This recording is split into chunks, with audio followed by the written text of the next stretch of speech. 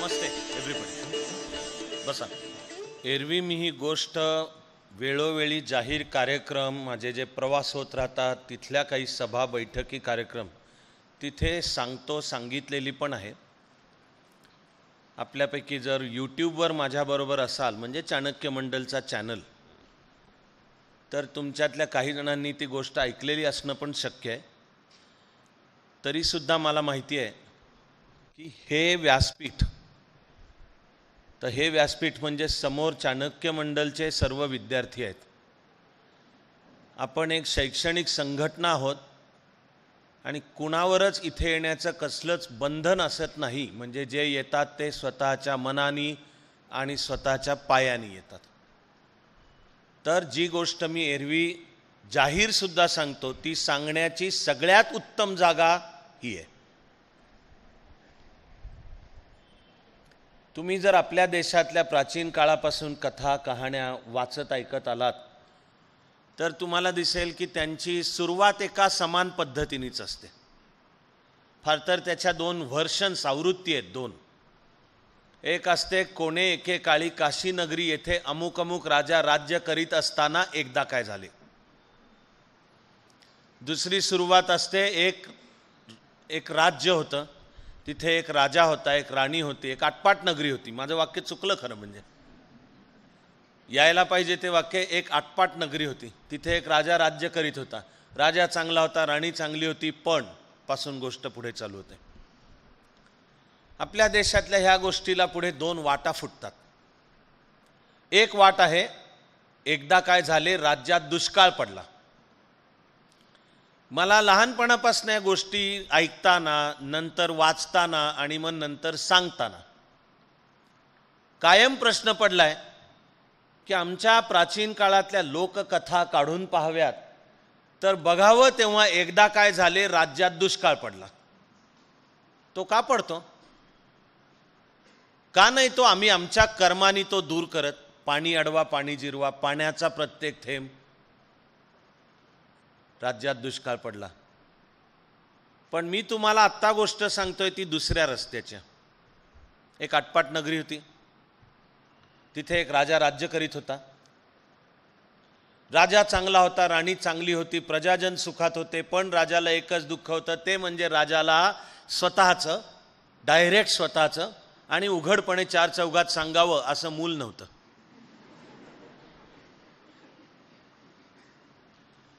त्या राजाच्या वैद्याने सांगितलं की महाराज, आपला अंतकाळ जवळ आलेला आहे, निर्वानिर्वीची भाषा ऐकीत काहीतरी तयारी करा. आता राज्याला वारसच नाही की हो.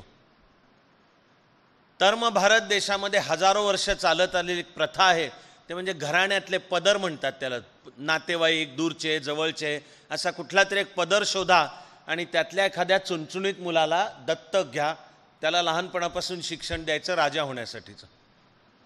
म्हणून राजानी चहू ओर फरमान सोडलं होतं आणि नीट शास्त्रशुद्ध शोध घेऊन ठिकठिकाणची घराणी कळली होती की ह्यांचं नातं आहे.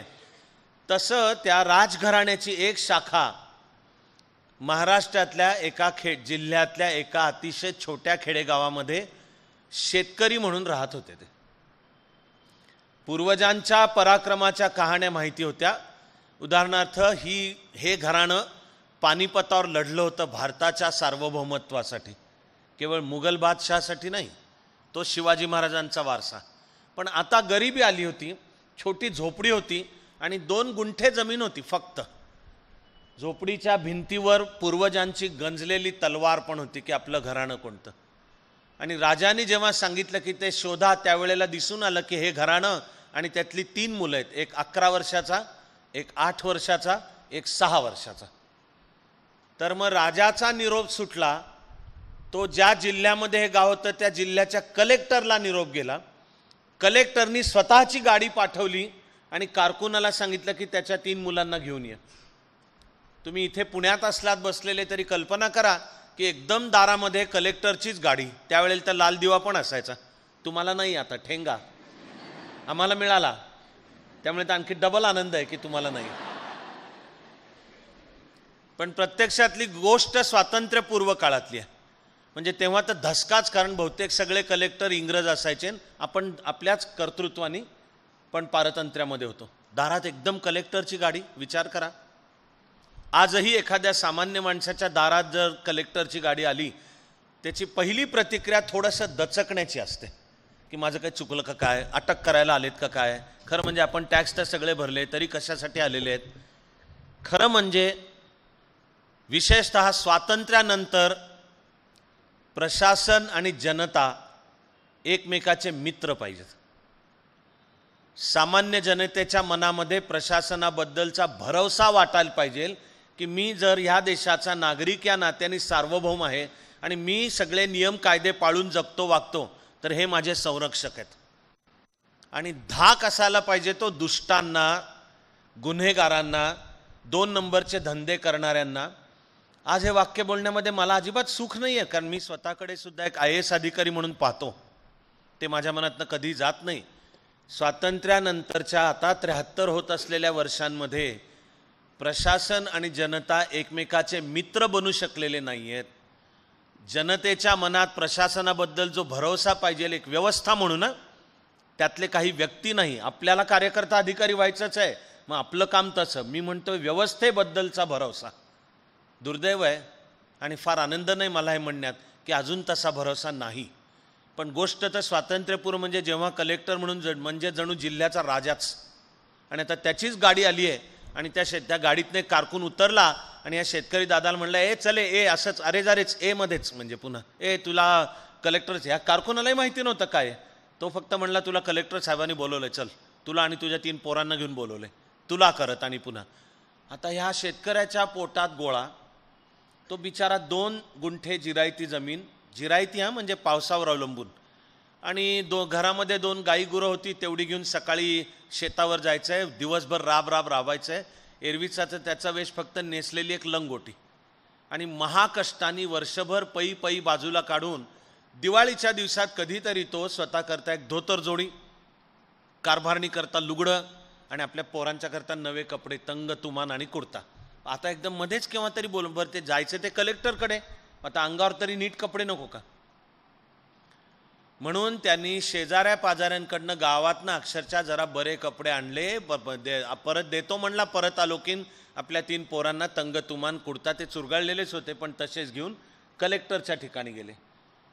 जिल्ह्याच्या गावी गेल्यावर ह्याला कळलं की आपल्याला जायचं आहे राजाच्याच गावी, आणि नुसतं गावी नाही, राजवाड्यावरच. मी ते गाव पाहिलेलं आहे. आजही भारतामधलं एक असं विलक्षण राजस कमालीचं सुंदर गाव आहे ते. बरं, नुसतं त्या गावाकडला शेतकरी उठायचं आणि डायरेक्ट कुठे, राजवाड्यावरच.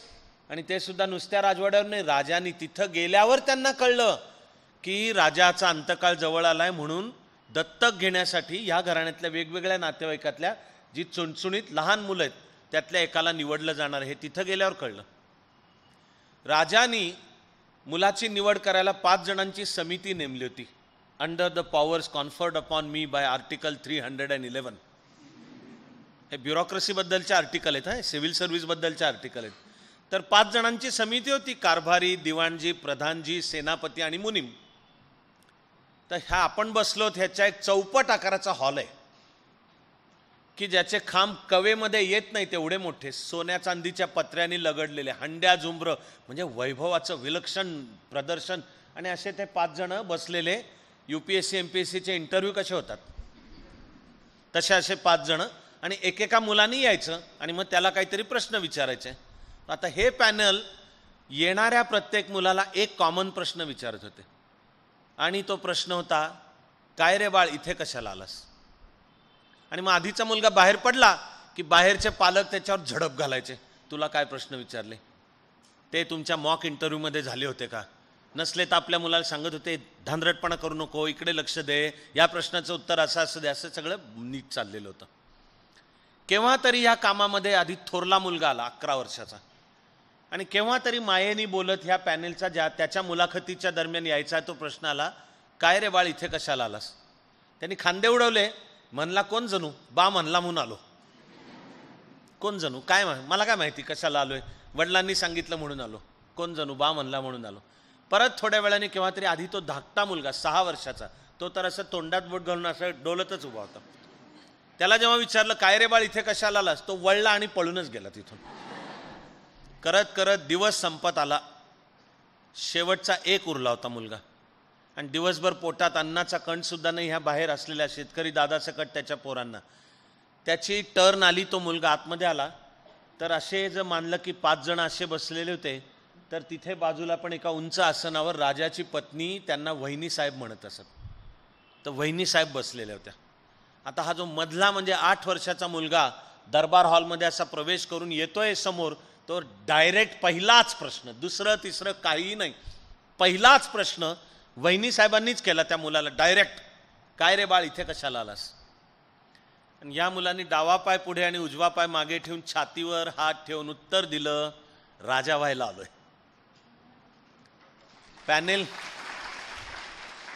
पॅनेलनी याच मुलाला निवडलं. आज आपण त्यांना ओळखतो, बडोद्याचे सुप्रसिद्ध सयाजी महाराज गायकवाड, म्हणजे हे शेतकऱ्याचं पोर.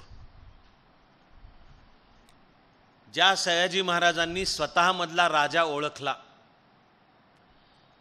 तो स्व ओळखून आपल्या क्षेत्रातली उत्तमता आणि प्रतिभा त्यांनी साध्य केली. तेव्हा सयाजी महाराज एक उत्तम प्रशासक होते, समाज सुधारक होते, थोर विचारवंत होते, स्वातंत्र्य चळवळीतले होते. त्यांनी आपला स्व ओळखला आणि इतरांना सुद्धा स्व ओळखायला व्यवस्था आपल्या दरबारामध्ये केली. सयाजी महाराजांचा तो दरबार एकाहून एक असामान्य माणसांनी भरलेला होता, आणि त्यांच्या सगळ्यामधलं सयाजी महाराजांनी स्वत्व ओळखून आणि त्या प्रत्येकाला त्याचा स्व ओळखायला संधी मिळेल अशी दरबाराची व्यवस्था ठेवली. पहिल्यांदा क्रांतिकारक आणि नंतर थोर योगी झालेले अरविंद भारतात परतले, तेव्हा सयाजी महाराजांच्या दरबारामध्ये ते अधिकारी होते. शास्त्रीय संगीताला फार मोठी चालना सयाजी महाराजांनी दिली. तर ज्यांचं नाव निघालं की असं करायचं असतं, त्या सुप्रसिद्ध हिराबाई बडोदेकर सयाजी महाराजांच्या दरबारातल्या गायिका होत्या. अरविंद घोष पुढे जे योगी बनले, त्यांचे गुरुसुद्धा त्यांना सयाजी महाराजांच्या दरबारातच भेटले, ते होते विसाजी भास्कर लेले. या भारताचा एक असा महान थोर सुपुत्र की ज्याचं एकमेव पाप होतं, तो महार नावाच्या जातीत जन्माला आला होता, तुमच्या माझ्या नरडीभोवतीचा फास. पण त्या बाबासाहेब आंबेडकरांच्या मधली असामान्य बुद्धिमत्ता ओळखून सयाजी महाराजांनी दिली होती स्कॉलरशिप, आधी लंडन आणि नंतर अमेरिकेमध्ये कोलंबिया विद्यापीठामधून PhD करण्यासाठी अर्थशास्त्र विषयात. आणि बाबासाहेब अर्थशास्त्र विषयात सुद्धा एवढे असामान्य की त्यांच्या त्या अमेरिकेतल्या PhDच्या गाईडनी सलाम केला बाबासाहेबांना की हा माझा विद्यार्थी माझ्यापेक्षा हुशार आहे, मी काय याला इकॉनॉमिक्स शिकवणार. बाबासाहेब आंबेडकरांचा PhDचा विषय सुद्धा आजच्या तारखेला महत्त्वाचा आहे, असा आहे रुपयाचा प्रश्न, द क्वेश्चन ऑफ रुपी, ह्याच्यावर. त्या बाबासाहेबांच्यातलाही स्व ओळखून सन्मानाने आपल्या दरबारात वर्ग 1 क्लास 1ची पोस्ट मिलिटरी अटॅची दिलेले सयाजी महाराज. आपल्यातला स्व असा ओळखलेले की 1911 मध्ये ब्रिटिशांनी राजधानी कलकत्त्याहून दिल्लीला नेली. 1911 पर्यंत राजधानी कलकत्ता होती, 1911 मध्ये ती दिल्ली करण्यात आली. त्यावेळचा व्हॉइसरॉय म्हणजे लॉर्ड हार्डिंग्स. त्या हार्डिंग्सच्या डोक्यातून एक सुपीक कल्पना बाहेर आली की जसा मुघल सम्राटाचा राज्याभिषेक होतो तसा राज्याभिषेक आपला व्हायला पाहिजे दिल्लीमध्ये, आणि तशी मिरवणूक काढायला पाहिजे. तर मग मुघल सम्राटाचा होताना असा मध्ये हत्तीवर तो बसलेला असायचा, आणि मग भारतातले त्याच्या हाताखालचे सगळे सरदार यांनी नंगे पाव, पायात जोडे काही घालायचे नाहीत, आणि हातात तलवार घेऊन त्याच्या पुढे किंवा मागे चालायचं, हे आम्ही तुमचे कसे मांडलिक आहोत हे दाखवण्याकरता. तर हार्डिंगच्या मनात असा विचार आहे, असं पत्र व्हॉइसरॉयच्या ऑफिसवरून सर्व संस्थानिकांना पाठवण्यात आलं होतं. बहुतेक सगळ्या संस्थानिकांनी ह्या कल्पनेबद्दल आनंद व्यक्त करून सांगितलं, फारच छान आहे, आणि आम्हाला हा सन्मान हवा आहे की आम्ही पायताण न घालता तुमच्या हत्तीच्या पुढे किंवा मागे हातात नंगी तलवार घेऊन चालू. ही कल्पना नाकारलेला एक राजा म्हणजे सयाजी महाराज. सयाजी महाराजांनी आपला स्वाभिमान बाळगून उत्तर दिलं की आम्ही काय तुमचे मांडलिक नाही आहोत, आमचा तुमच्याशी काही करार आहे, तर तुम्ही स्वतःला जर मुघल बादशाहाच्या जागी पाहत असाल आम्हाला मंजूर नाही, तुम्ही असं काही योजलं तरी आम्ही येणार नाही.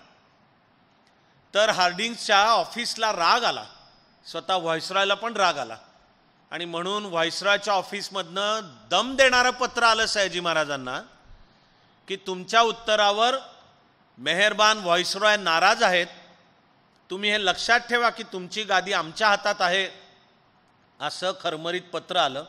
ऐकून गप्प ऐकून घेणारे सयाजी महाराज नव्हते, मराठी माणूस. त्यामुळे अशा प्रकारचं गप ऐकून घेणे हा प्रकार नाही. सयाजी महाराजांनी उलटं उत्तर पाठवलं की नाराज झालात तर मुळात आम्हाला पत्र का पाठवलं होतं? तुम्ही अभिप्राय मागितला होता, तुम्ही अभिप्राय मागितला म्हणून दिला आम्ही. सयाजी महाराजांनी लोकमान्य टिळकांनाही मदत केलेली आहे. जो केसरी वाडा म्हणून ओळखला जातो त्याचं मूळचंही नाव आणि आजही उल्लेख होतो तो गायकवाड वाडा आहे. ते म्हणजे सयाजी महाराज आहेत की लोकमान्य टिळक स्वातंत्र्यासाठी प्रयत्न करतायत तर हे माझी तुम्हाला ही देणगी असा त्यांनी लोकमान्य टिळकांनाही दिला होता. पुढे 1 वर्ष आहे की त्यावेळच्या व्हिक्टोरिया राणीची काहीतरी 50 का 60 असतील वर्ष पूर्ण, त्याची डायमंड ज्युबिली काय असेल ती ज्युबिली होती तिच्या राज्यारोहणाची लंडनमध्ये. आणि त्याही वेळेला एक हे निघाला प्रकार की देशातल्या काही निवडक संस्थानिकांना राणीची भेट, म्हणजे त्या राणीची ही जी काही 50 असोत किंवा 60 वर्ष पूर्ण होत आहेत त्याचा कार्यक्रम, आणि त्यावेळेला देशातल्या निवडक संस्थानिकांची थेट राणीशी भेट होईल. तर बाकी सगळ्या संस्थानिकांना प्रचंड आनंद वाटला. लक्षात घ्या त्यावेळी ब्रिटन ही जगाची सुपर पॉवर आहे आणि ब्रिटिश राणी म्हणजे मग ती जगाची जणू राज्यकर्ता आहे, त्यामुळे सगळ्यांना आनंद होता. बरं, त्या राणीच्या भेटीसाठी निवड सयाजी महाराजांची पण झालेली होती. तेव्हा मग एक वेळ अशी आहे की त्या व्हिक्टोरिया राणी ती समोर आणि अशा अर्धगोलामध्ये बाकीचे सगळे संस्थानिकांचे म्हणजे राजे रजवाडे उभे, आणि मग त्या राणीला एकेकाची ओळख करून दिली जात होती. बाकीच्या सर्व संस्थानिकांनी असा वाकून मुजरा केला, भारतीय पद्धत, असा वाकून मुजरा केला. सयाजी महाराजांची जेव्हा ओळखीची वेळ आली तर त्यांनी असा नमस्कार केला, फक्त हात जोडला, नमस्कार केला. तर नंतर त्या राणीच्या ऑफिसनी नाराजी व्यक्त केली आणि सयाजी महाराजांना म्हणले की बाकीच्या सगळ्यांनी मुजरा केला, तुम्ही एकट्याने फक्त नमस्ते केला, तुम्ही मुजरा का नाही केला? सयाजी महाराजांनी दिलेलं उत्तर आहे, आम्ही मुजरा फक्त शिवाजी महाराजांना करतो.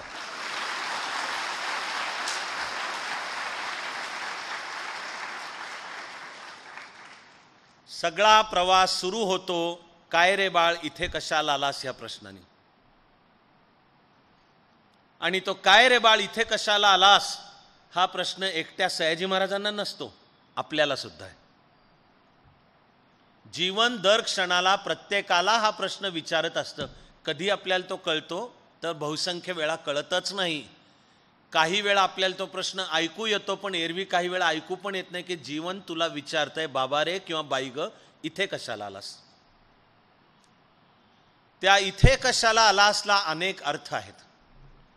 इथे कशाला आलास म्हणजे आजच्या संध्याकाळी इथे या ठिकाणी या व्याख्यानासाठी कशाला आलास.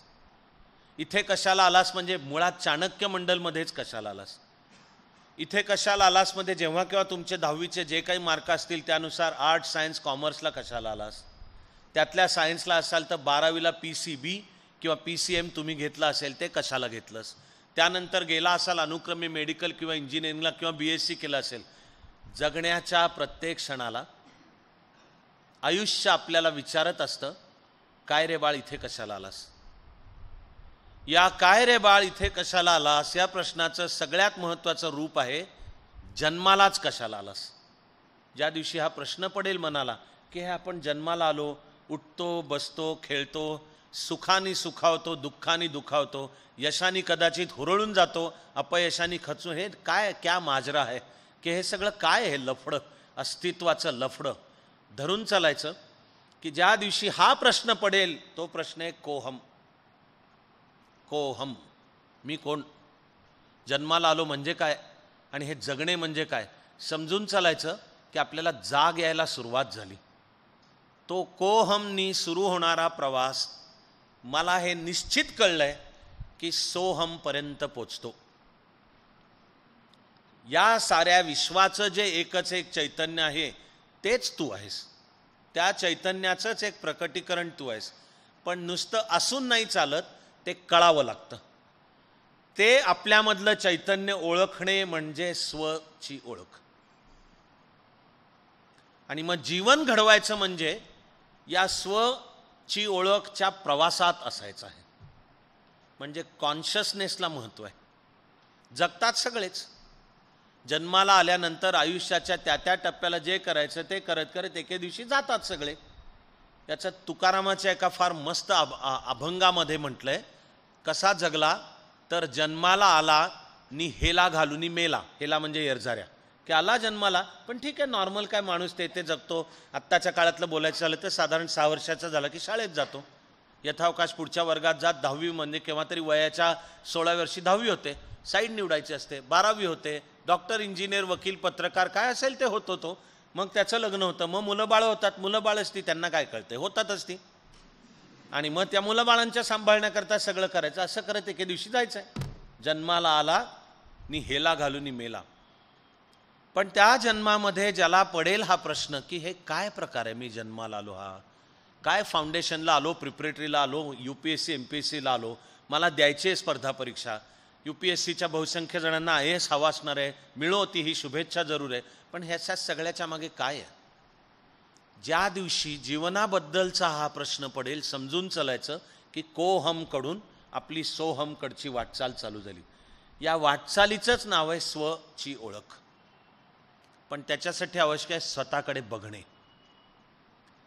ही स्वची ओळख कोणाला केव्हा आणि कशी पटली पाहिजे ह्याचं काहीही बंधन नाही, पण स्वतः जाणीवपूर्वक त्या प्रवासात असणं महत्त्वाचं आहे.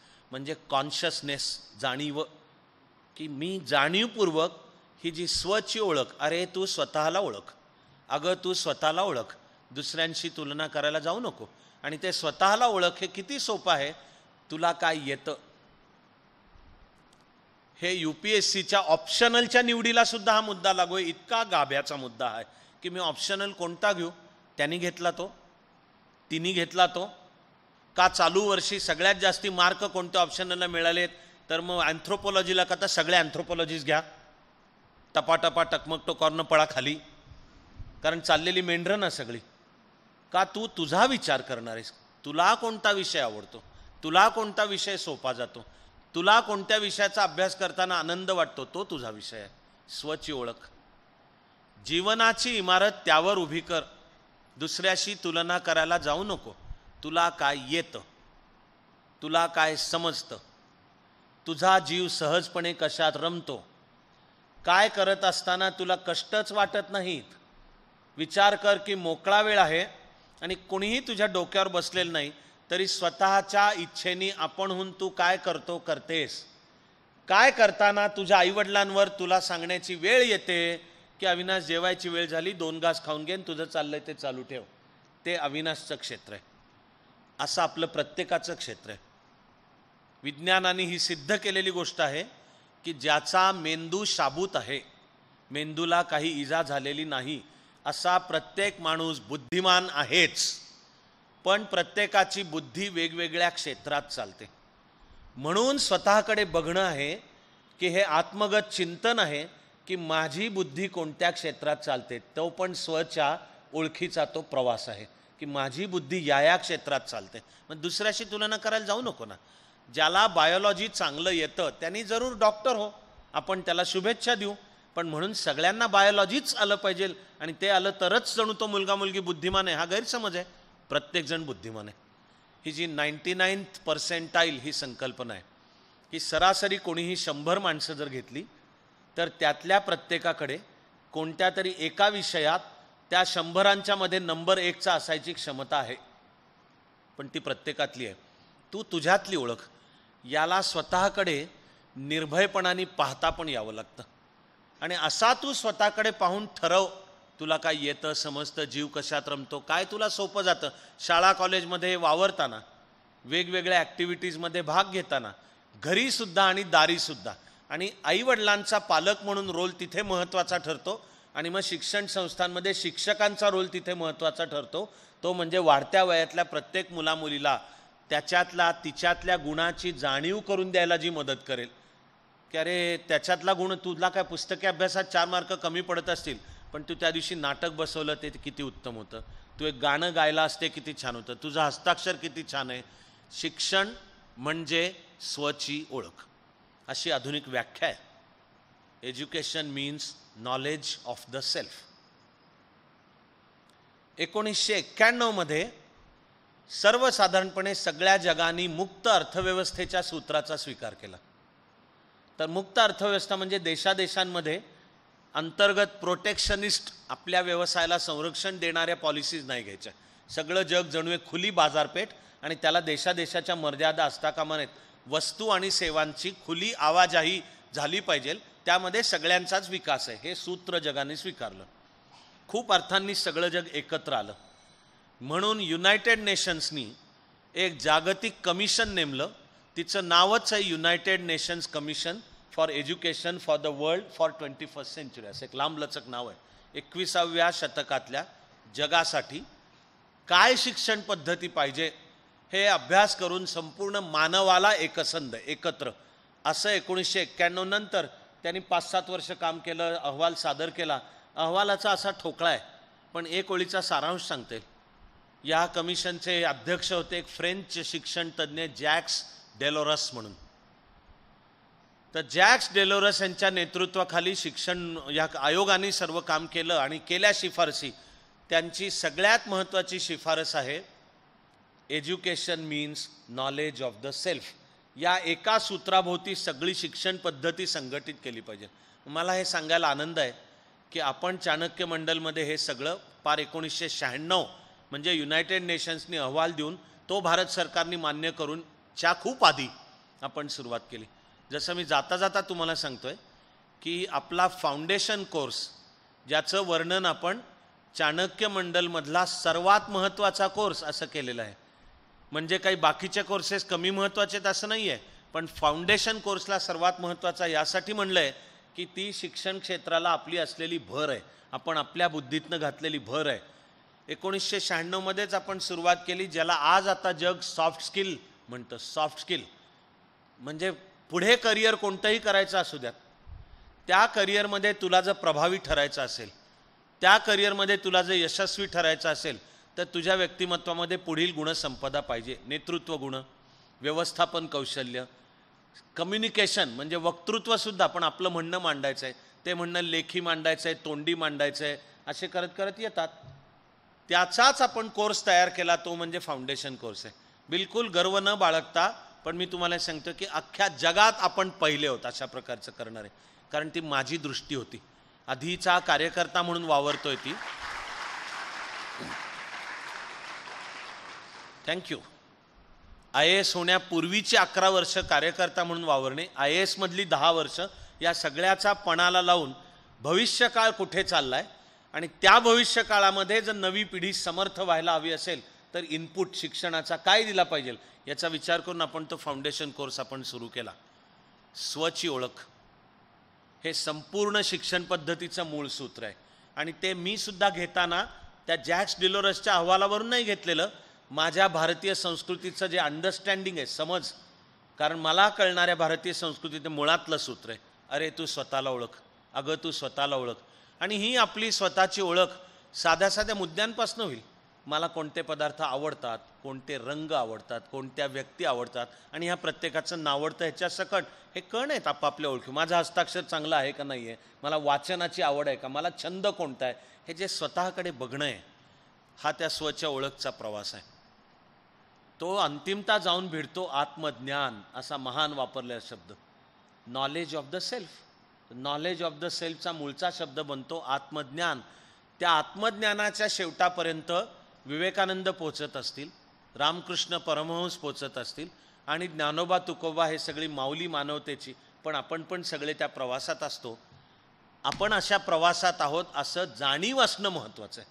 कॉन्शियसनेस, ती स्वची ओळख कुणाला केव्हा पटेल याचं काहीही बंधन नाही, याचं काही गणित नाही, पण स्वतःला जाणीवपूर्वक त्या प्रवासात ठेवणं मात्र महत्त्वाचं आहे. कॉन्शियसनेसला महत्त्व आहे. ॲम आय कॉन्शियस, विचारा स्वतःला की हे सगळं ऐकतोय मी, आलो चाणक्य मंडलमध्ये, आले आणि सर आता आपल्याशी बोलतायत या सगळ्यात. खरंच आहे की आपण जन्माला कशासाठी आलो, काय ध्येय, काय विचार, काय आजपासूनच्या 5 वर्षांनी 10 वर्षांनी स्वतःला आपण कुठे पाहतो, त्या कॉन्शियसनेसला महत्त्व आहे. आणि ते घेऊन चालू हा प्रवास आहे. Knowledge of the self is a process, it is not an event. एका विशिष्ट दिवशी घडणारी ती घटना नाही आहे, सतत चालणारी प्रक्रिया आहे ती. नॉलेज ऑफ द सेल्फ हा प्रवास आहे, मुक्काम नाही. वाटेमध्ये वेगवेगळी स्टेशनं भेटतील आपल्याला, पण तो सतत प्रवास करणं महत्त्वाचं आहे. स्वतःला त्या प्रवासात हवाच असलं तर मुक्काम या विश्वाशी असलेलं एकरूपत्व कळणे. ईश्वर हा शब्द वापरा किंवा नाही वापरा, पण हे सर्व विश्व मूळ एकाच चैतन्यापासून बनलं आहे हे आता विज्ञान पण सांगतं. आणि मग त्याच चैतन्याचं तू मॅनिफेस्टेशन, तू प्रकटीकरण आहेस, पण ते कळणं महत्त्वाचं आहे. नुसतं अविनाश धर्माधिकारींनी शब्दात सांगितल्याने कळतं असं नाही, शब्दात सांगणाऱ्या अविनाश धर्माधिकारीलाही ते नुसतं सांगून कळतं असं नाही, आतूनच यावं लागतं. पण त्या प्रवासात असणं महत्त्वाचं आहे, कॉन्शियसनेसला महत्त्व आहे. आणि कोणाला आपली स्वची ओळख कणाकणानी आणि क्षणाक्षणानी होत अंतिमतः पटली मला, आता योगी या दुर्लभ तो म्या देखिला साजणी, असं साक्षात्काराबद्दल ज्ञानोबा माऊली म्हणते. तर अणुरेणू या थोकडा तुका आकाशा एवढा, हा तुकारामाला देहूच्या मागच्या डोंगरावर अभंग सांगत असताना होणारा साक्षात्कार आपल्याला सगळ्यांना होऊ शकतो, आपल्याला सगळ्यांना होऊ, कारण तेच ते चैतन्य. पण ते ओळखावं लागतं. ते ओळखण्याचा एक प्रत्येकाचा म्हणून मार्ग आहे, प्रत्येकाची म्हणून एक पद्धत आहे. अधिष्ठान मालिकेच्या रूपाने आपल्याला या गोष्टीचा कॉन्शियसनेस जरी तयार झाला की स्वतःकडे बघणे आणि मला स्वची ओळख आहे का, पटते आहे का, मी स्वतःला जाणीवपूर्वक त्या प्रवासात ठेवलं आहे का, हे महत्त्वाचं आहे. खरंच आहे मग की कोणाला ती केव्हा पटेल आणि त्यातनं एकदम त्याच्या जीवनाला दिशा मिळून झाली, ह्याच्या मुळात काही गणित नाही आहे. एक राजस्थानमधला एक मुलगा, टवाळ मुलगा, गावामध्ये वेडावाकडा वाटेल तसा फिरायचा, गुंडगिरी करायचा, धाकदपटच्या दंबाज्या करायचा. त्याचा मोठा भाऊ आणि त्या मोठ्या भावाची पत्नी त्याला सांभाळायची. हे गावभर उंडारत आहे आणि गावभर उंडारून घरी येणार वहिनी. वहिनी म्हणजे आपल्या भारतीय कुटुंब व्यवस्थेमध्ये एक सर्वसाधारणपणे कल्पना आहे, श्रद्धा आहे की मोठ्या भावाची पत्नी ही आईसारखी असते.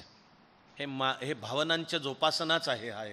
तर मोठ्या आणि मग तिची पण जबाबदारी आहे की जर प्रत्यक्ष आई गेलेली असेल तर मोठ्या भावाच्या पत्नीने बाकी लहान भावंडांचा म्हणजे दीराचा आपल्या सांभाळ, पण ती जणू माऊली आई आहे असा कर. त्यामुळे वहिनी भूक लागली, वहिनी भाकर तुकडा दे. त्या वहिनीला हळूहळू दिसायला लागलं की माझा नवरा तेवढा दिवस रात्र मरतोय, हे कार्ट काय काम करत नाही, उंडारतंय गावभर, पण मरावं लागतंय माझ्या नवरे, हे आयत्या पीठ बिळावर नागोबा. एक दिवशी हा पोरगा आला घरी, वहिनी जेवायला वाढ. तर त्या वहिनीने आपलं पदर खोचून काय भाकरी थापायची राजस्थानी पद्धतीची ती थापून त्याला ती जरा तिच्या डोक्यात राग होता, त्या नादात ती भाकरी थोडी जळली. तर पानात वाढल्यानंतर ते बसलेलं कार्ट म्हणलं वहिनी भाकरी जळली आहे. बोलतो ना माणूस सहजपणे, तर वहिनी भाकरी जळली आहे. तर ती दुसरी भाकरी थापता थापता वहिनी म्हणली की एवढी नीट भाकरी खायची असेल तर माणसाला 4 पैसे कमवायची अक्कल पाहिजे. ती वहिनी मूळची सदाशिव पेठेतली होती का नाही माहीत नाही मला, पण दीर छोटा जेव्हा म्हणतोय की वहिनी भाकरी जळली आहे तर ती भाकरी थापता थापता तिने थोबाडलाय. म्हणजे हे वाक्य हे कुत्सितपणाचं आणि की एवढी भाकरी नीट तर माणसाला 4 पैसे कमवायची अक्कल पाहिजे. तो जे खाडकन जागेवर आला त्यांनी होतं ते ताट सारलं, वहिनीला म्हणाला माझ्या डोळ्यात तू अंजन घातलंस, बरोबर सांगितलेलं आहे. तो म्हणला आता मी जातोय, अब मैं जा रहा हूँ, वापस तभी आऊँगा जब कुछ बनूंगा, तो मैं जा रहा हूँ. तो घरातनं बाहेर पडला आणि आला इकडे महाराष्ट्रामध्ये. आज सगळं जग त्याला ओळखतं, कविराज भूषण म्हणजे हा लहानपणचा मुलगा.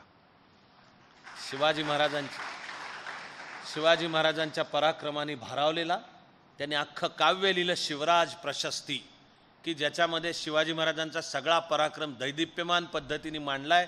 आणि कविभूषणची ही शिवराज प्रशस्ती हिंदी साहित्यातला जागतिक दर्जाचा नमुना म्हणून पाळली जाते.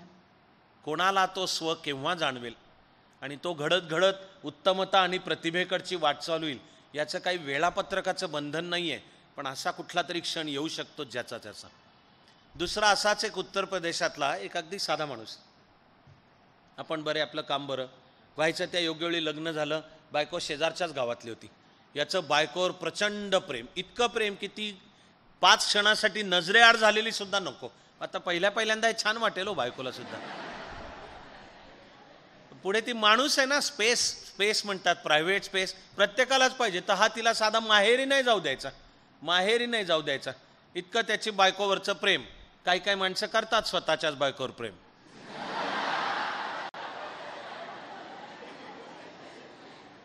पण माहेरी पण कधी जाऊ दिलेलं नव्हतं. अशी 10 वर्ष लोटली. 10 वर्ष ही माऊली कष्ट करते. आनंद आहे तिला की आपल्या नवऱ्याचं प्रेम आहे, पण म्हणून कधी माहेरी नाही. आई वडिलांची भेटणे. एकेवेळी शेवटी निरोप आला की तुझी आई गावात आजारी आहे, बहुधा चालली आहे, निघाली आता, पण तुझं नाव घेते. म्हणून हिनी अक्षरशः गयावया करून एका रात्रीपुरती परवानगी मागितली की आज जाते, आईजवळ थांबते, उद्या परत येते, तेवढा दिवस तुम्ही कसा तरी काढा. ह्यांनी महाकष्टाने दिली परवानगी. तर मग ती आपल्या आईकडे आली. आईला पण आनंद वाटला, भेटले. आईची तिने विचारपूस केली. त्या रात्री ते उत्तर प्रदेशात असतात अशी सपाट छताची घरं, आणि मग उन्हाळ्याचे दिवस होते तर ते गच्चीवर झोपायचे. तर म्हणून ही आईची सगळी वास्तपुस्त करून गच्चीवर झोपलेली. मध्यरात्रीच्या सुमारास तिला खुडबुड ऐकू आली. म्हणून ती बघते खुडबुड काय आहे, तर तिच्या त्या एक मजली घराला शिडी लावून हात वर चढून येत होता. आता मात्र ती सरकली, ॲक्च्युली चांगलीच सरकली. आणि म्हणली काय हा वेडपटपणा आहे, प्रेम आणि सगळं कळलं हे, पण एक दिवसासाठी, एक दिवस आज जाते आणि उद्या परत येते, एवढं पण तुमच्याच्याने राहवत नाहीये, असं ती टाकून बोलली. म्हणतात टाकून बोलली. या माणसाने आपल्या बायकोला वाकून नमस्कार केला. वाक की देवी, आज माझ्या डोळ्यात तू अंजन घातलेला आहेस, आता जातो आणि काही सन्मानाने माझ्या हातून काही कर्म घडेल तेव्हाच मी परत येतो. आपल्या बायकोच्या प्रचंड प्रेमापायी तिला माहेरी सुद्धा 10 दिवस जाऊ न देणार, एक दिवस 10 सोडाच, एकही दिवस जाऊ न देणारा हा माणूस म्हणजे हिंदी साहित्यातले महान सार्वकालिक श्रेष्ठ कवी कुलगुरू तुलसीदास, म्हणजे हा माणूस. अशा गोष्टी मध्यरात्रीपर्यंत चालू शकतील. पण आपल्याला भान ठेवायचंय त्रिसूत्रीचं. ही त्रिसूत्री आहे. त्रिसूत्री आहे. स्वतःला ओळख, त्यानुसार तुझं क्षेत्र निवड, निवडलेल्या क्षेत्रामध्ये उत्तम आणि प्रतिभावंत पाहिजे. आणि आता तर गेली 3 वर्ष आपण त्या निवडलेल्या क्षेत्रात उत्तम आणि प्रतिभावंत असणे ह्याला आणखी एकाची जोड दिली. ते फुल सत्र होणार 2 तासाचं. त्यावेळी मी फक्त त्या विषयावर तुमच्याशी बोलीन. ते आहे जिनियसची जोपासना. तेव्हा राजा व्हायला आलो उत्तर देणारे सयाजी महाराज असू द्यात, त्यांच्या दरबारातले सर्व कर्तबगार व्यक्ती असू द्यात, आणि ही ज्यांच्या गोष्टी सांगेपर्यंत मध्यरात्रसुद्धा होऊ शकेल अशा अनेक, उद्या कधीतरी ती तुमची गोष्ट असू द्या, या सगळ्यांचा प्रवास स्वची ओळखणी सुरू झाला आणि तो जाऊन भिडला त्यांच्या निवडलेल्या क्षेत्रात उत्तम आणि प्रतिभावंत असणे. Excellence and creativity in one's own chosen walk of life. त्या उत्तमता आणि प्रतिभेसाठी मात्र तपश्चर्या करावी लागते. आणि खरंच ती एकाच वेळी आनंददायकही आहे आणि तरीही कठोर सुद्धा आहे. तिला पर्यायच नाही काही दुसरा. आणि दुसऱ्यांनी तुमच्याकरता तपश्चर्या करून भागत नाही. स्वतः मेल्याशिवाय स्वर्ग दिसत नाही, तशी ती ज्याची त्याची तपस्या ज्यांनी त्यांनीच करायला जा. अशा या एक्सलन्स आणि क्रिएटिव्हिटीला आता आपण गेली 3 वर्ष जोड दिली जीनियस. आणि मी तुमच्याशी 2 तास त्या जीनियस या मध्यवर्ती कल्पनेवर, अजून मधलं एक सोडून नंतरचं सत्र, त्यावेळी मी बोलणारच आहे, पण सूत्र आजच सांगतो कारण त्याचा संबंधही पुढे आज जे बोलणार त्याच्याशी आहे. आपण एक इक्वेशन तयार केलं आहे. ते पण 96 साली जसं फाउंडेशन प्रथम, तसं आता न्यूरोसायन्स म्हणजे मेंदूचं शास्त्र, सायकॉलॉजी, त्यातली एज्युकेशनल सायकॉलॉजी, त्याचा जीवनातल्या अनुभवांशी मेळ घालून आपण हे तयार केलेलं आहे. ते इक्वेशन कंसामध्ये E मल्टिप्लाइड बाय C कंस पूर्ण raise to N is equal to G असं आपण एक समीकरण तयार केलं आहे. कंसात E मल्टिप्लाइड बाय C कंस पूर्ण raise to N is equal to G, म्हणजे excellence multiplied by creativity raise to N is equal to genius. आणि अजून एका सत्रानंतर ते जीनियस म्हणजे काय, आणि खरंच ज्यांच्या मनात आहे की अशा रीतीने स्वतःला ओळखून निवडलेल्या क्षेत्रात उत्तम आणि प्रतिभावंत होत मी माझी वाटचाल करणार आहे जीनियस बनण्याकडे, तर ते कसं जीनियस बनायचं हेची 12 सूत्र मी त्या दिवशी तुम्हाला सांगणार आहे. पण त्या 12 मधलं सुद्धा सगळ्यात महत्त्वाचं सूत्र आज बोलतोय ते म्हणजे योग आणि स्वाध्याय. तेव्हा स्वतःला कसा ओळखू याचं पण उत्तर त्या योग आणि स्वाध्यायामध्ये आहे. मांडभर मस्ती मी ते स्वतःला ओळखून माझं जीवनाचं क्षेत्र निवडलं, किंवा काही जण म्हणू शकतात की आमचं ठरलेलंच आहे.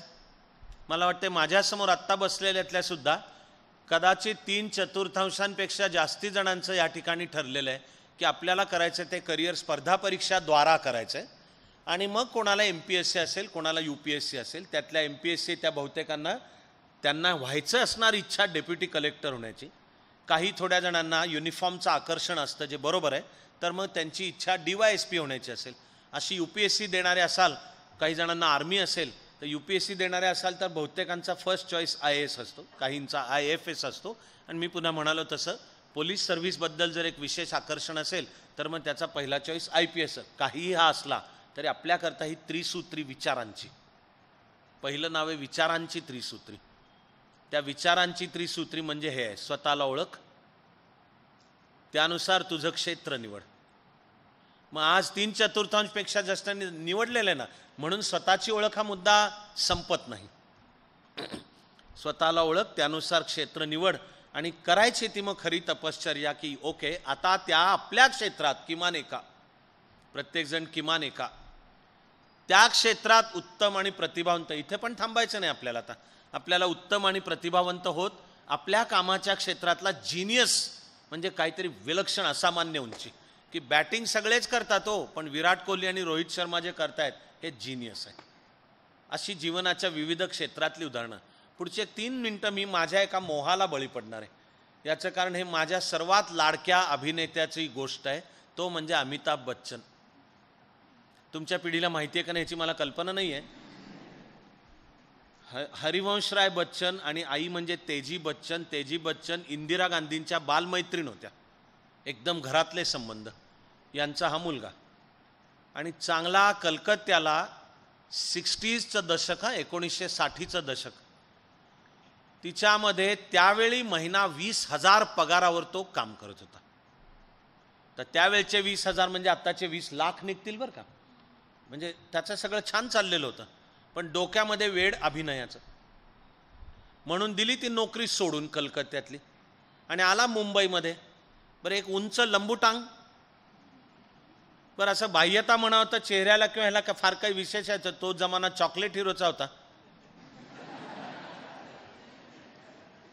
देवानंद, राजेश खन्ना, ह्याला कोण दारात उभे करे ना. आयुष्य वाया जायची वेळ आली.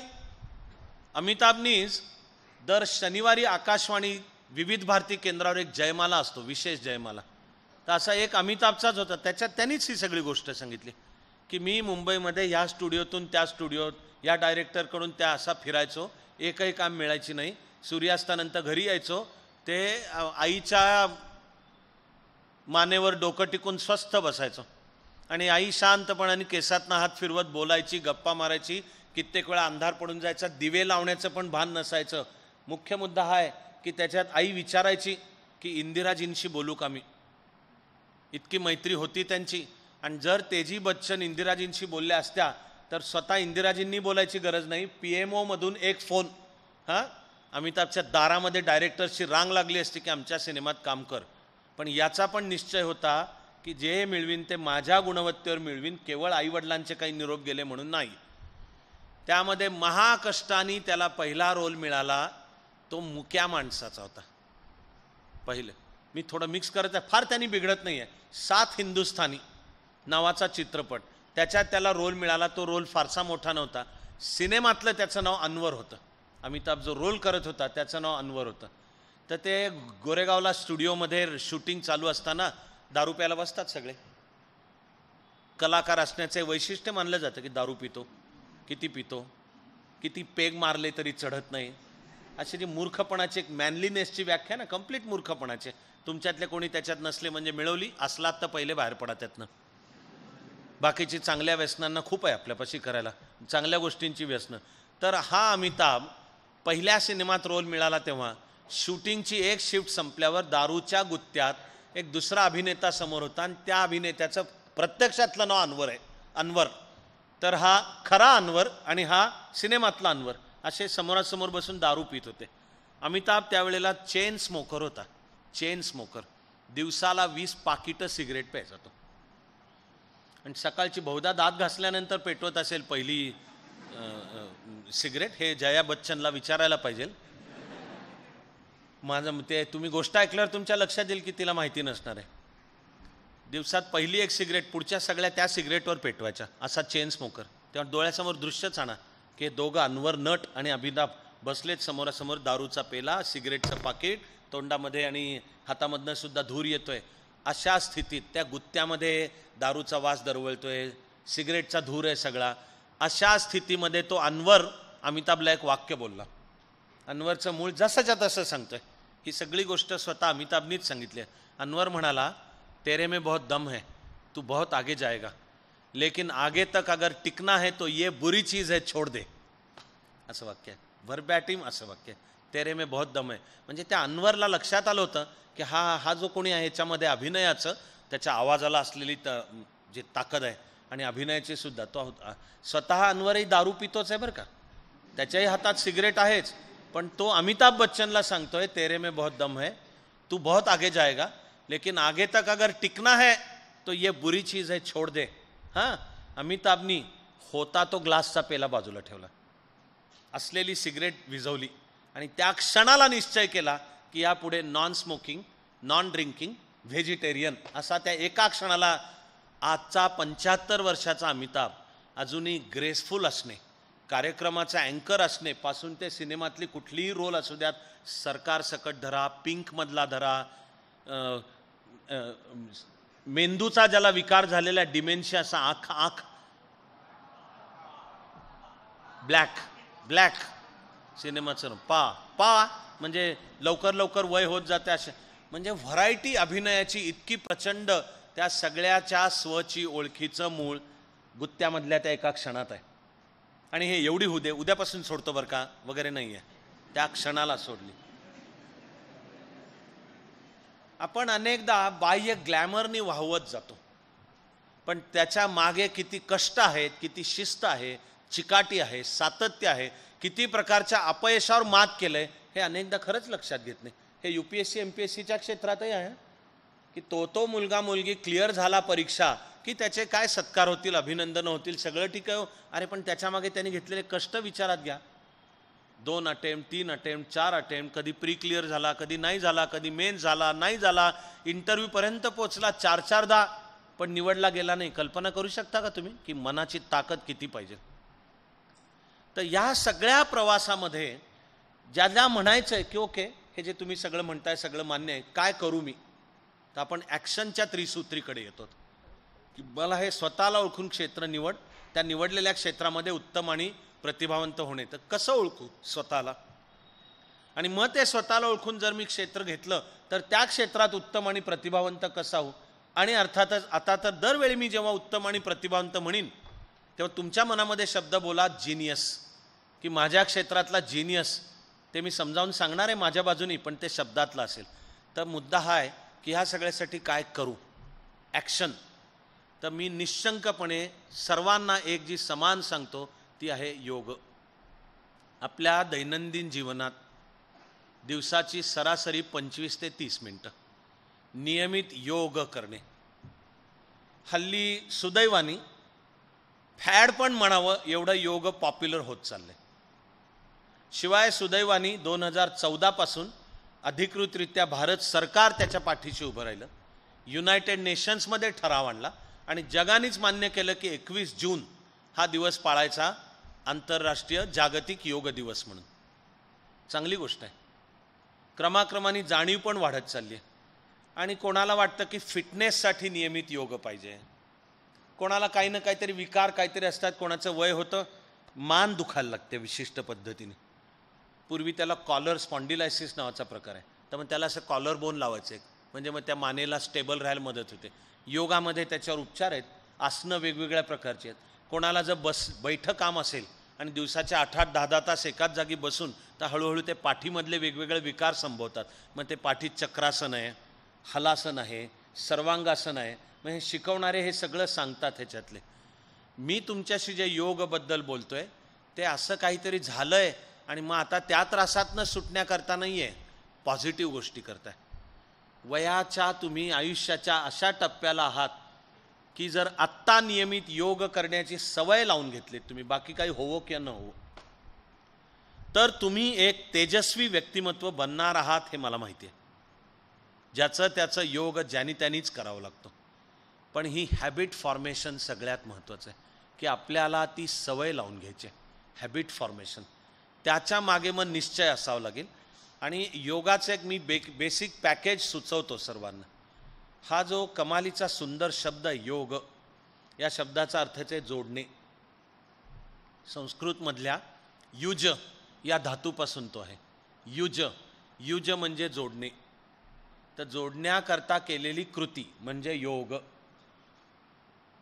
आणि काय जोडणे? तुम्हाला तुमच्याशी जोडणे म्हणजे स्वची ओळख. म्हणजे स्वची ओळख आहे की जरा डोळे मीट, स्वतःकडे बघ. स्वतःकडे कसं बघायचं? ध्यान लाव. त्या ध्यान आणि बाहेरचं बंबार्डिंग बंद कर. डोळे मीट की तुझी जी दृष्टी ती आपोआपच आत वळेल. आत वळेल म्हणजे स्वतःकडे बघणे. ते स्वतःकडे बघणं जेव्हा चालू होईल तेव्हा स्वच्या ओळखीचा आपला प्रवास पण चालू झाला म्हणून आहे.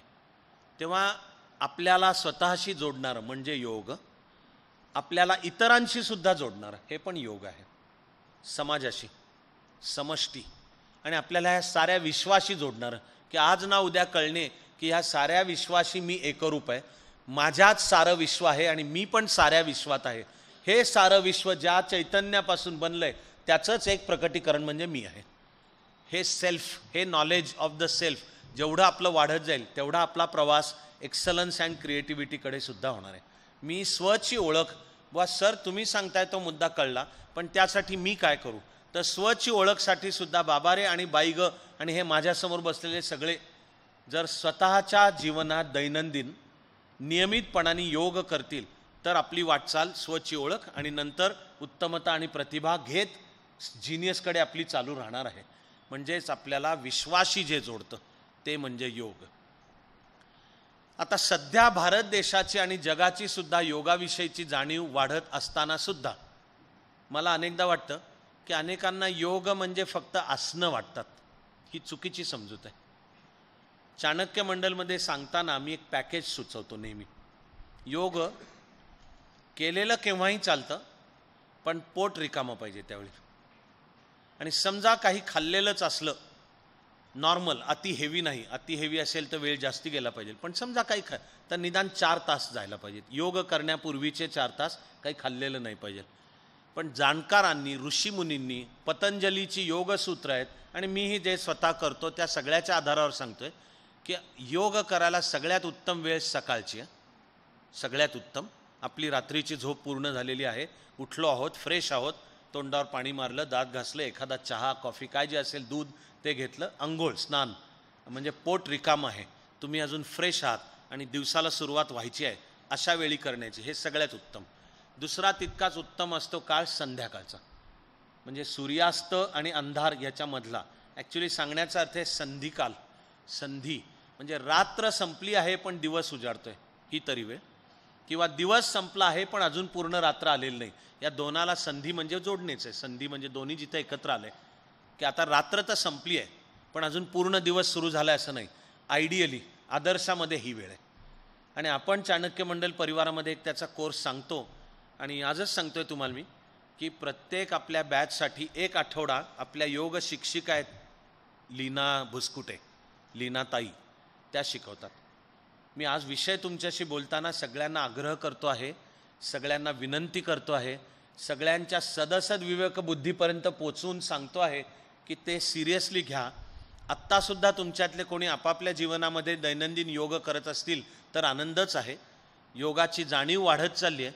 पण जे बेसिक पॅकेज एक मी सुचवतो, तर योग म्हणजे काय तर अशी समजूत नका बाळगू. काही जणांना वाटतं की नुसतीच आसनं म्हणजे योग, तर आसनं म्हणजे योग नाही, ती योगासनं आहेत, योगाचा एक भाग आहे. पॅकेज हां काय काय असायला पाहिजे तर मी सांगितल्या प्रकारे शक्यतो सकाळची वेळ किंवा मग संध्याकाळ, पण मग आपली तासाची वेळ येणार. आणि किंवा हेही 2 गेले तर आता जाऊ दे, आजचा दिवस गेला असं कोणीही मानण्याचं कारण नाही. हां 4 तास न खाता पण केव्हाही मग योग केलेलं चालेल. मी आयडियली आदर्शात सांगितलं की सकाळचा संधिकाल किंवा संध्याकाळचा संधिकाल या काळात केव्हा तरी करावं. पण समजा नाही जमलं तर दिवस वाया जाऊ देऊ नये. मी त्याला वाया म्हणतोय की नियमित योग आपण जर केला नाही तर ज्या दिवशी नाही केला तो दिवस वाया गेल्यासारखा आहे आपला. तेव्हा नियमितपणे तर मी सुचवतो की अशी शक्यतो सकाळच्या वेळी अथवा पोट रिकामं आहे, स्नान झालेलं आहे अशा वेळी पहिली 3 मिनटं अंग मोकळं करून घेण्याचे एक्सरसाइज आहेत. अंग मोकळं, जॉगिंग असेल, स्पॉट रनिंग, अंग मोकळं करून घेण्याचे जे कंबर, मान, खांदे असे सावकाश, पण ह्याला साधारण 3 मिनटं. ती झाली की माझी सूचना आहे प्रथम सूर्यनमस्कार घालावेत. हे सूर्यनमस्कार 2 प्रकारांमध्ये असतात.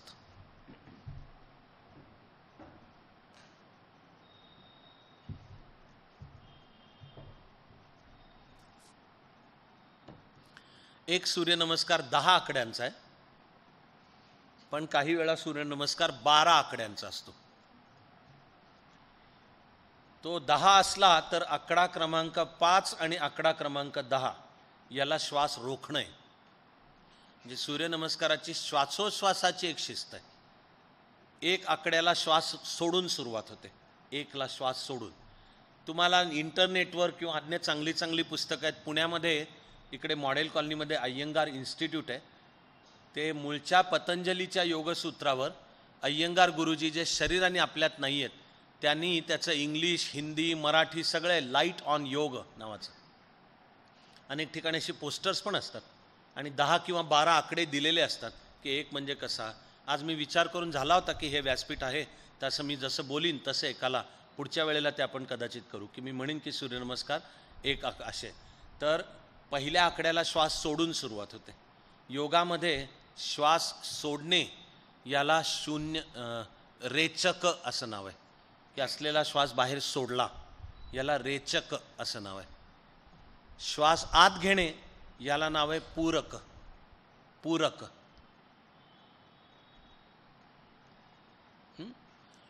मग 10 आकड्यांचा असेल तर 5व्या आकड्याला आणि 12 आकड्यांचा असेल तर 6व्या आकड्याला, म्हणजे हाफवे करेक्ट मधलं, त्याला बाहेर सोडलेला श्वास कोंडायचा असतो. त्या एका आकड्याला पूर्ण श्वास बाहेर सोडला पण कोंडला, त्याला योगामधलं नाव आहे शून्य क. क शून्य क. श्वास पूर्ण बाहेर सोडलाय आणि एका आकड्याकरता तो असा रोखलाय, त्याच्या पुढच्या आकड्याला पुन्हा श्वास आपण आत घेतो. बाहेर सोडलेला श्वास रोखून धरणे याला शब्द आहे शून्य क. आणि आत घेतलेला श्वास रोखून धरणे याला नाव आहे कुंभक. कुंभक. एखादा कुंभ त्याच्यामध्ये तो श्वास जणू कोंडला, तसं आपल्या हृदयामध्ये, म्हणजे फुफ्फुसांमध्ये, हृदयात नाही फुफ्फुसांमध्ये. तर सूर्यनमस्कार आपल्याला 4ही गोष्टी करायला लावतो. हा जो हाफवे थ्रू आहे त्याला बाहेर सोडून रोखायचा आहे आणि 10वा किंवा 12वा आकडा जिथे येतो तिथे आत घेतलेला रोखायचा आहे आणि तो आकडा आहे आणि मग पुन्हा 1 पाशी आपण येतो. ते नीट करायला मग हे, पण ते उपचार आहेत आणि बाह्य. ओम मित्राय नमः, ओम सूर्याची वेगवेगळी विशेषणं. कारण या आकड्यामध्ये आपण 1 म्हणण्याच्या ऐवजी ओम मित्राय नमः हे म्हणण्याच्या प्रोसेसमध्ये श्वास बाहेर जातोच आणि मग 1, 2 असे आपापले चालू होतील. पण सूर्यनमस्कार, आणि तिथे माझी सूचना आहे किमान 4 पाहिजेत. सुरुवात 4नी पाहिजे. आपण जर योगाची सवय लावण्याचं खरंच मनापाशी ठरवलं आणि त्या रस्त्यावर आता पुढे सरकायचं की ज्याने आपण तेजस्वी होणार आहोत, प्रसन्न राहणार आहोत, आपला स्टॅमिना उत्तम असणार आहे, फिजिकल, मेंटल, स्पिरिच्युअल सगळा स्टॅमिना. आपल्याला चांगली भूक लागणार आहे आणि मग आहार पण चांगला असू देत. आपल्याला चांगली झोप लागणार आहे, नॉर्मली सांगतो मी, नॉर्मली सांगतोय, पण चांगली झोप लागणार आहे आणि कमी झोप पुरणार आहे. अभ्यासाला लागू असलेला आपल्याला बहुसंख्य जणांना जो अभ्यास म्हणजे दरवेळी पुस्तकाचा मानू नका, पण UPSC MPSCची तयारी करायची असेल तर मग तो पुस्तकांचा अभ्यास आलाच ना, तर मग प्रचंड लक्षात ठेवायचं आहे, स्मरणशक्ती प्रचंड पाहिजे, सगळं ऑल इन वन नियमित योग. बघा तुम्ही जादू. वर्षाच्या सुरुवातीला अधिष्ठान मालिका ठेवणे आणि त्या अधिष्ठान मालिकेतलं हे योग आणि स्वाध्यायवरचं सत्र घेणे, सगळ्या मागचा मूळ हेतू हा आहे की हा सगळ्यांना कॉमन असलेला विषय वर्षाच्या सुरुवातीलाच मी बोललो तर ज्यांच्या मनामध्ये ज्योत पेटेल, आतली ज्योत, आणि मग ते सुरुवात करतील आपल्या. मला माहिती आहे की लगेच आज ठरलं आणि उद्यापासून नियमित फार कमी असतील सुद्धा इथे बसलेल्यांमध्ये, की सर सांगतायत त्या निमित्ताने जाग आली आणि मी उद्यापासून नियमित करणारे बरं का योग असतील सुद्धा. पण माझ्यासारखे आणि नॉर्मल माणसं म्हटली तर कदाचित निश्चय होतो पण कधी पाळता येत नाही, धडपडायला होतं, आळसमध्ये येतो, बघू उद्यापासून करू येतं. तरी बीइंग ॲट इट हे महत्त्वाचं आहे. Being at it. एखादा मधला दिवस चुकला ना काय आकाश कोसळ नाही, दुसऱ्या दिवशी तुमच्या ठरलेल्या वेळी करा. तेव्हा योग म्हणजे हे सगळं आलं. स्मरणशक्ती, की प्रचंड अभ्यास करायचा आहे, मेमरी, स्मरणशक्ती, चांगली झोप आणि कमी झोप पुरणे, भूक पण ती आरोग्यदायक, कडकडून भूक लागायलाही आरोग्य उत्तम असावं लागतं. आरोग्य नीट नसेल तर माणसाला भूक लागत नाही. आणि आपल्याला हा जो प्रचंड विस्तृत आणि प्रचंड सखोल दोन्ही अभ्यास करायचा आहे, दोन्हीला सगळ्यांना लागू नियमित योग. मग 4 सूर्यनमस्कारांनी सुरुवात करावी. ॲक्च्युली ते सूर्यनमस्कार म्हणजे सुद्धा अनेक तऱ्हांची आसनं आहेत आणि ते कोणातरी शहाण्या आपल्या ऋषीमुनींनी ते सगळे एकत्र आणून त्याचा क्रम आपल्याकरता सांगून ठेवला. माझी सूचना, सुरुवात किमान 4पेक्षा कमी नाही. आणि एकदम 12, 15, 25, 30 असे करू नका. अजून शरीर त्याला तयार नसताना एकदम 25-50 सूर्यनमस्कार घातले तर डायरेक्ट ऑर्थोपेडिक सर्जनकडेच जायची वेळ येईल. म्हणून शरीर तयार करावं लागतं त्याला, शरीराची लवचिकता, सपलनेस. म्हणून सुरुवात 4नी. ते शास्त्रशुद्ध पाहिजे. त्यामुळे कोणत्या आकड्याला श्वास आत घ्यायचा, कोणत्या आकड्याला सोडायचा, त्याला पोझिशन कोणती असणार हे नीट गिरवून मग सुरुवात 4नी. आणि दर 2-3 दिवसाला एक-एकनी वाढवा. फायनली 12 पाहिजेत. निदान बेसिकली 12 सूर्यनमस्कार घातलेले पाहिजेत. असे 4नी सुरुवात करून क्रमाक्रमाने वाढवत 12पर्यंत पोचलो तर मी 4 नंतर लगेचच सांगतोय, काही आसनं आहेत, निवडक आहेत, काही आसनं आहेत, पण ती सर्वांनी केलेली चालतात. आणि विशेषतः सुरुवातीची सोपी आसनं, त्या सगळ्या आसनं हे करेक्ट पॅकेजचा कोर्स आपल्या लीनाताई घेणार आहेत. तो प्रत्येकाला ज्याच्या त्याच्यानुसार असतो. मी सुचवलेलं असतं की योगाचा कोर्स आधी MPSCवर घ्या, नंतर UPSCवर घ्या, नंतर प्रिपरेटरीवर घ्या आणि सगळ्यात शेवटी फाउंडेशनवर घ्या. हा क्रम मी आखून देण्याचं एक कारण आहे. ते म्हणजे MPSCची परीक्षा सगळ्यात पहिल्यांदा होते. पूर्वी तर ती एप्रिलमध्ये व्हायची, आता फेब्रुवारीमध्ये चालू झाली. म्हणून हे जून-जुलै आपला कोर्स चालू झाला, कोरम भरला की आपण ही जी अधिष्ठान मालिका घेतो आणि ज्याच्यातले एका सत्रामध्ये योग आणि स्वाध्यायाविषयी मी तुमच्याशी बोललो, तर पहिल्यांदा MPSCला घ्या, कारण परीक्षा त्यांची आधी आहे. आणि आत्ता ऑगस्टमध्ये अजून बोललो आणि खरंच अंगी बाणवायला सुरुवात केली. मी तुम्हाला चॅलेंजवर सांगतो, गॅरंटीपूर्वक सांगतो की MPSCची प्री फेब्रुवारी असो एप्रिल असो, तुम्हाला कळणार आहे की आपल्यात बदल झालेत आणि पॉझिटिव्ह आणि चांगले बदल. तुम्हाला अधिक फ्रेश वाटणं चालू होईल, तुम्हाला आतून प्रसन्न वाटणं चालू होईल. तुम्हालाच लक्षात येईल की एरवी आपली झोप कशी असायची आणि आता नियमित योग केल्यानंतर झोप पण चांगली लागते. सकाळी उठतो तेव्हा पण आपण ताजेतवाने होतो. आणि मुख्य मुद्दा येऊन भिडणाऱ्या अभ्यासाशी तर जो प्रचंड आहे, MPSCला अभ्यास प्रचंड आहे, तो काही थोडा थोडका नाही आहे. आणि सगळा अभ्यास मिळून शेवटी परीक्षेच्या दिवशी 2 तासामध्ये GS आणि CSAT मिळून जी उत्तरं लिहू त्यावर ठरणार की मेन्सला अशा वेळेला ताणाच्या स्थितीत शांत कसं राहायचं. हे सुद्धा योग आपल्याला शिकवतं. ताणाच्या स्थितीतही प्रसन्न कसं राहायचं हे सुद्धा योग. म्हणजे तुमच्या माझ्या शहाण्या पूर्वजांनी आपल्याला एवढी प्रचंड देणगी दिली आहे, पण ती करण्याला मतलब आहे. करणे ते भाषणाने नाही होते, केवळ भाषण. आणि तुमच्याकरता मी नाही करू शकत असतो तर मी तेही केलं असतं, पण वो नाही चलेगा. तर ज्याचं त्यांनीच करायला पाहिजे. तेव्हा सूर्यनमस्कारांनंतर 4नी जरी सुरुवात केली तरी 4 सूर्यनमस्कारांनंतर काही निवडक आसनं आहेत, ते आपल्या लीनाताई शिकवणार आहेत, तिकडे लक्ष द्या. आणि मग त्या आसनांचं म्हणून एक शास्त्र आहे.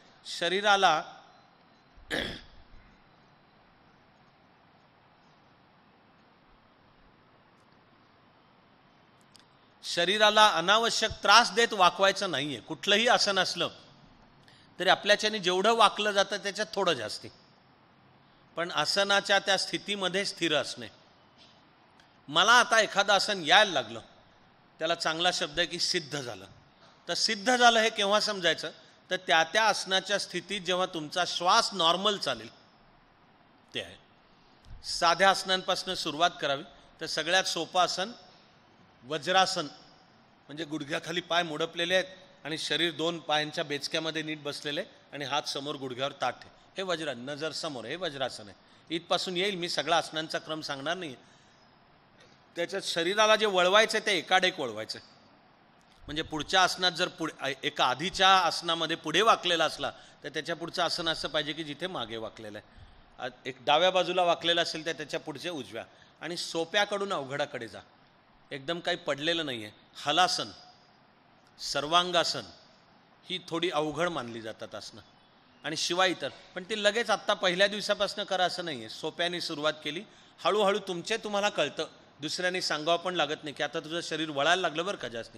ते जसं अधिक अधिक वळू लागेल तशी मग ही सगळे हे सर्वांगासन, शीर्षासन, हलासन, की जी पश्चिमोत्तानासन.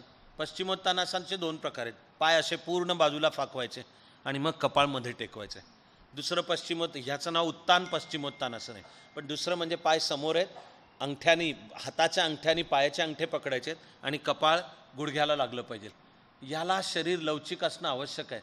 पण जे सराव कराल ना, खरोखरच करा, तुम्हाला कळेल की 7, 10, 12 दिवसात आपलं शरीर असं वळू लागतं. आणि जेवढं शरीर चपळ आणि लवचिक होईल तेवढं त्याच्याबरोबर मन आणि बुद्धीसुद्धा अधिक काम करणं चालू करतं.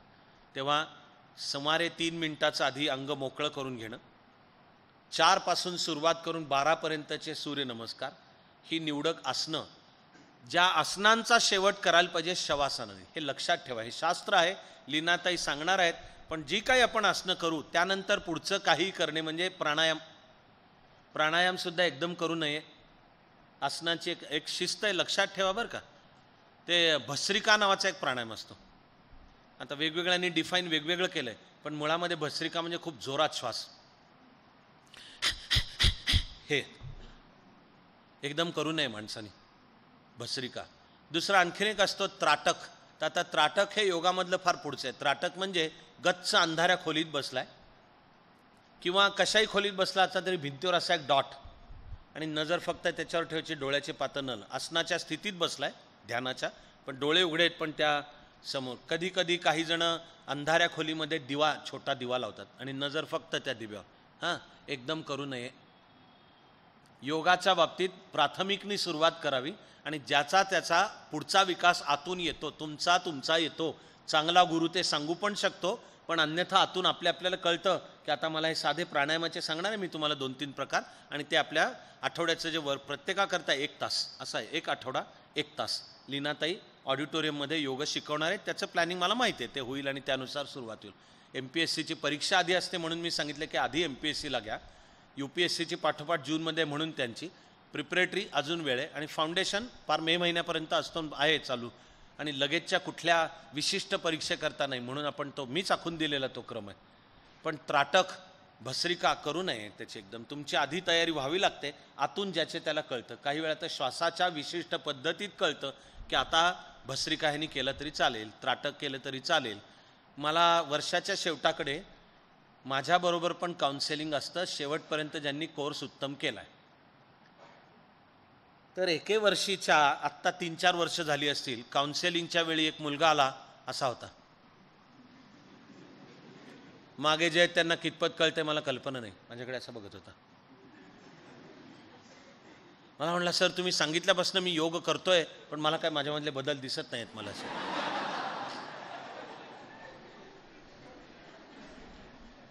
त्याला मी विचारलं की तू त्राटक करतोस का?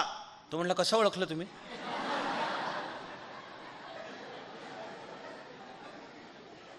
अरे ते डोळ्यावरच कळत होतं असं सांगतोय मी, की ते तयारी नसताना फुकट करू नये. म्हणून आपण बेसिक काय सांगतो तर सूर्यनमस्कारांनंतर काही निवडक आसनं, आणि तरी त्या आसनांच्या प्रोसेसचा शेवट झाला पाहिजे शवासन. काही जणांना वाटतं शवासन सगळ्यात सोपं आहे, वाटणं चूक आहे. ॲक्च्युली शवासन सगळ्यात अवघड आहे. पण शरीर पूर्ण रिलॅक्स ठेवणे, हात आभाळाकडे, पायामध्ये किंचित अंतर, नजरेवर डोळे मिटलेले अर्थातच, आणि श्वासावर फक्त लक्ष. शवासन.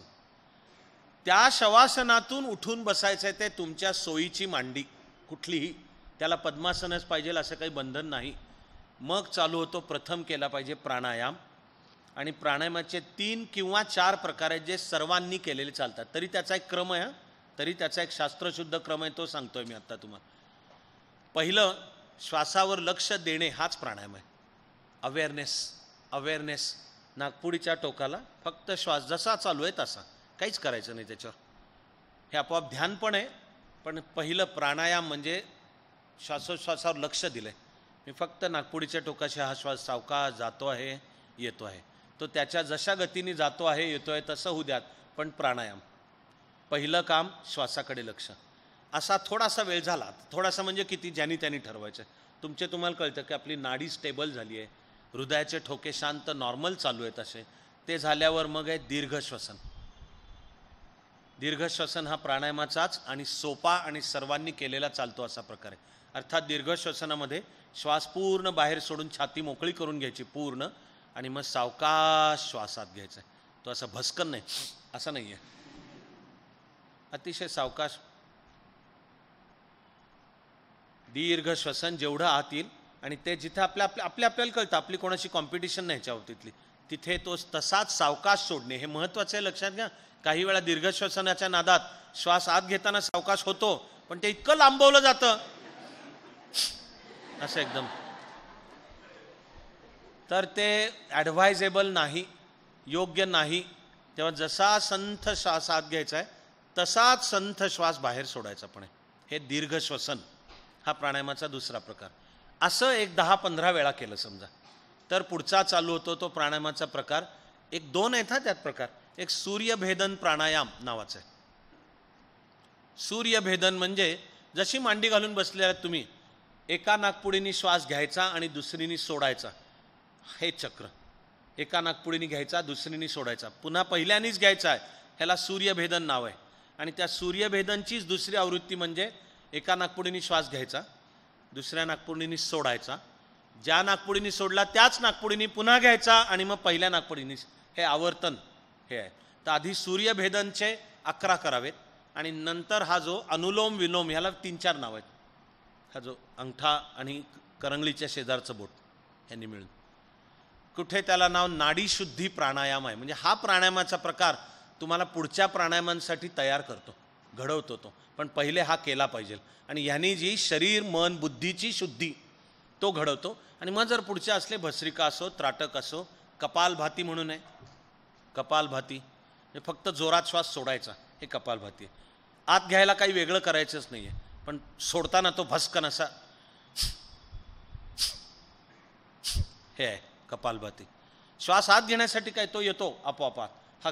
आणि हे दोन्ही जर केलं की श्वास आत पण जाणीवपूर्वक जोरात घ्यायचा आणि सोडायचा आहे जोरात, आणि त्याची रिदम वाढत जातो. त्याचा करून नाही दाखवत आत्ता मी, काही बंधन नाही, सगळ्यांनी केलं पाहिजे अशाच आहे. पण पहिले हे 4 प्रकार. अवेअरनेस हा पहिला प्रकार, श्वासावर फक्त लक्ष देणे. दीर्घ श्वसन हा दुसरा. सूर्यभेदन, क्लॅरिटीसाठी परत सांगतोय, सूर्यभेदन प्राणायाम म्हणजे समजा एका नाकपुडीने घेतला उजव्या, तर डाव्याने सोडायचा, पण पुन्हा उजव्याने घ्यायचा, हे आवर्तन. ह्याची मी सुचवते 11 करावीत. आणि मग त्या 11 मधूनच जावं नाडीशुद्धी, किंवा त्याला सहज प्राणायाम किंवा सुख प्राणायाम, किंवा आजही सगळेजण ओळखतात असं नव्हे, अनुलोम विलोम योग. आज ते बोलण्याचं खरंच आहे, खरंच मी तुम्हाला जेवढ्या माझ्याकडून सांगता येईल, मी तर म्हणतो की चाणक्यात आलात काय 4 गोष्टी शिकाल, बदलाल, आनंद आहे सगळा. एवढी एक करणं चालू करा, हे सांगतो मी.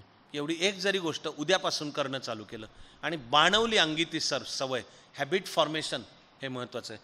ती सवय अंगी बाणवली तर आपल्याला आपल्यामध्येच कसे बदल होत जात आहेत हे कळणार आहे. आणि मग आपल्याला लक्ष द्यायचं आहे स्वाध्यायाकडे. मला स्वतःला ओळखून निवडलेल्या क्षेत्रात उत्तम आणि प्रतिभावंत होत वाटचाल जिनियसकडे करायची आहे, तर एक मी नियमित योग करणे, तसं दुसरं साधन आहे कर्म, रोजच्या आपल्या जीवनामध्ये करण्याची गोष्ट नियमितपणाने स्वाध्याय. स्वाध्याय शब्दाचे 2 अर्थ आहेत. एक आहे स्वचा अभ्यास, म्हणजे आपण मागच्या सुद्धा पूर्ण सत्रात आणि आज सुद्धा पहिला काही वेळ मी जाणीवपूर्वक त्याला दिला, ती स्वची ओळख. या स्वची ओळख साठी जे जे करू ते सगळं स्वाध्याय आहे. पण आता इथून पुढची सुमारे 20 मिनिटं जी झलक मी तुम्हाला दाखवणार आहे, हा स्वाध्याय म्हणजे स्वने केलेला अभ्यास. सोपच सांगायचं तर समोर आलेल्या कोणत्याही विषयाचा अभ्यास स्वतः कसा करायचा हे कळणे म्हणजे स्वाध्याय. समोर आलेल्या कोणत्याही विषयाचा अभ्यास कसा करायचा हे कळणे म्हणजे स्वाध्याय. इथे UPSC MPSC मार्गदर्शन आहे, फाउंडेशन प्रिपरेटरी आहे, ठीक आहे होतील, पण ते दिवसाचे 2 तास होईल, उरलेले 22 तास आपलेत. आणि UPSC MPSC पुरतं बोलायचं तर त्या 22तातल्या सरासरी 7 ते 8 तास आपला प्रभावी अभ्यास झाला पाहिजे.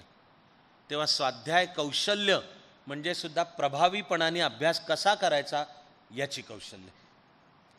ही आपण 1996च्या आधीपासून सुरू केलं आणि माझ्या जीवनात तर मी स्वाध्यायाची सगळी कौशल्य नकळत सुद्धा असेल पण बाणवली गेली. काही ठिकाणी मी जाणीवपूर्वक प्रयत्न केला तर काही ठिकाणी ज्या प्रकारच्या वातावरणात होतो, आयुष्याबद्दलची ज्या प्रकारची स्वप्न पाहिली, या सगळ्यांमुळेच आपोआप होत गेलं.